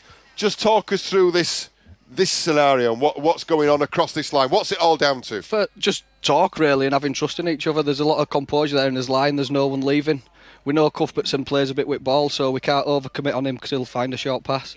But as soon as ball goes, we're talking down line, and obviously I'll talk to Foz. Foz is talking to Wads, and as soon as we know we've got numbers, like once Greg's man-on-man with Cal, his job's to shut him down because Callum with early ball is lethal. So as soon as he gets a release call from Luke Gale on the inside of him, he can go and get his man. Yeah.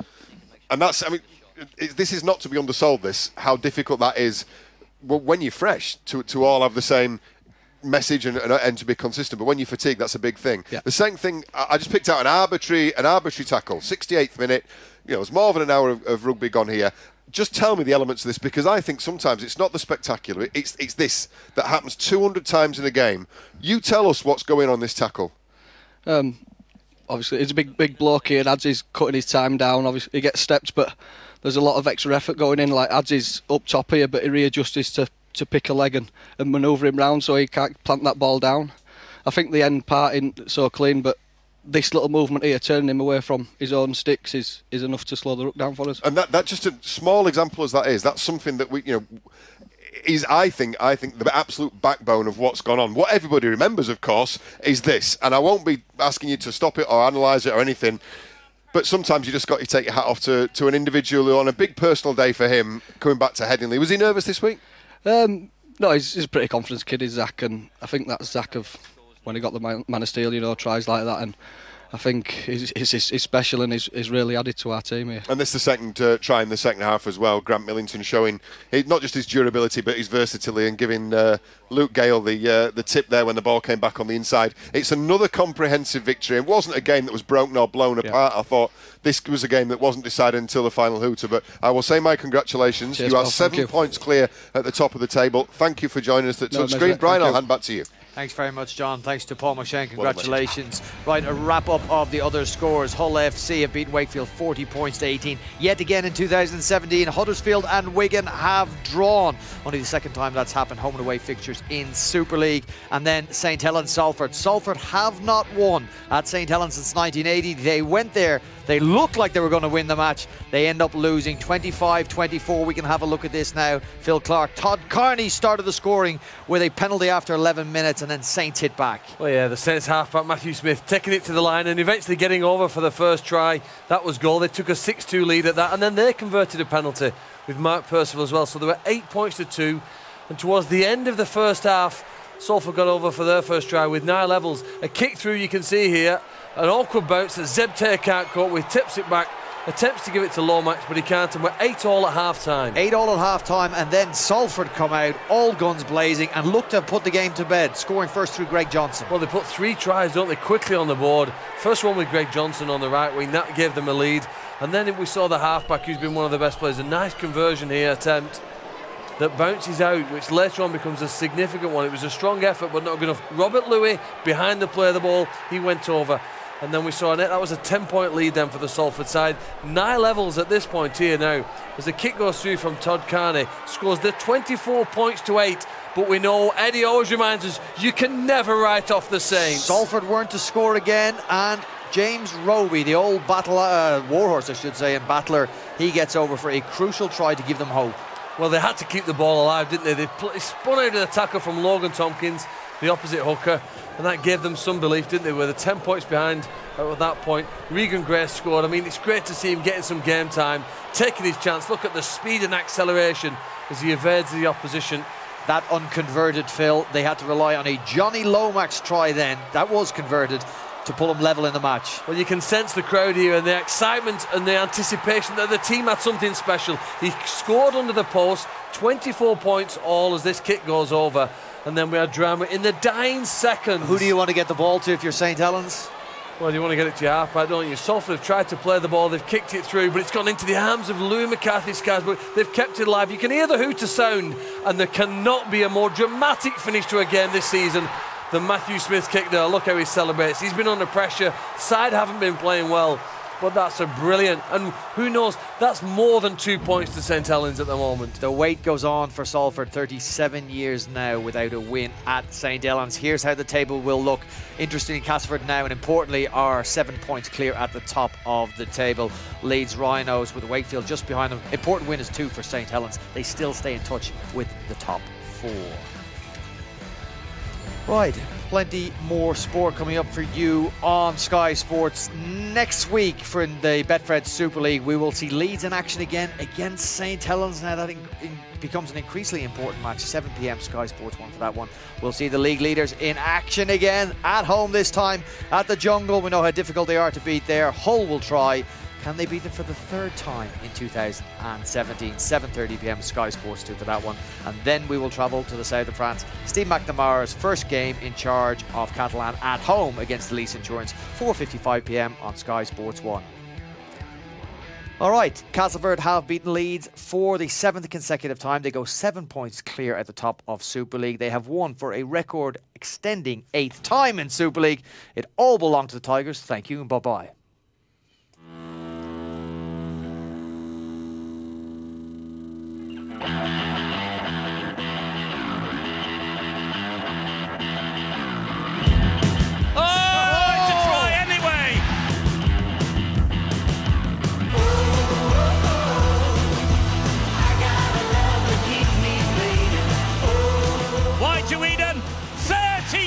For the season.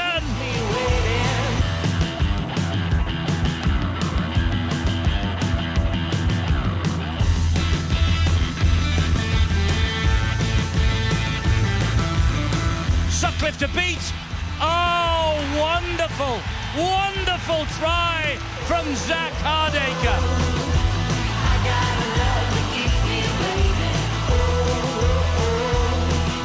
Oh, they've made a mess of it, they've made a mess of it. And Cuthbertson has come up with a try. Adam Cuthbertson with the try for Leeds. And Gale slides the kick in, and Millington will score. Enjoy Sky Sports Live. On all screens, on the go, and the best bits on demand.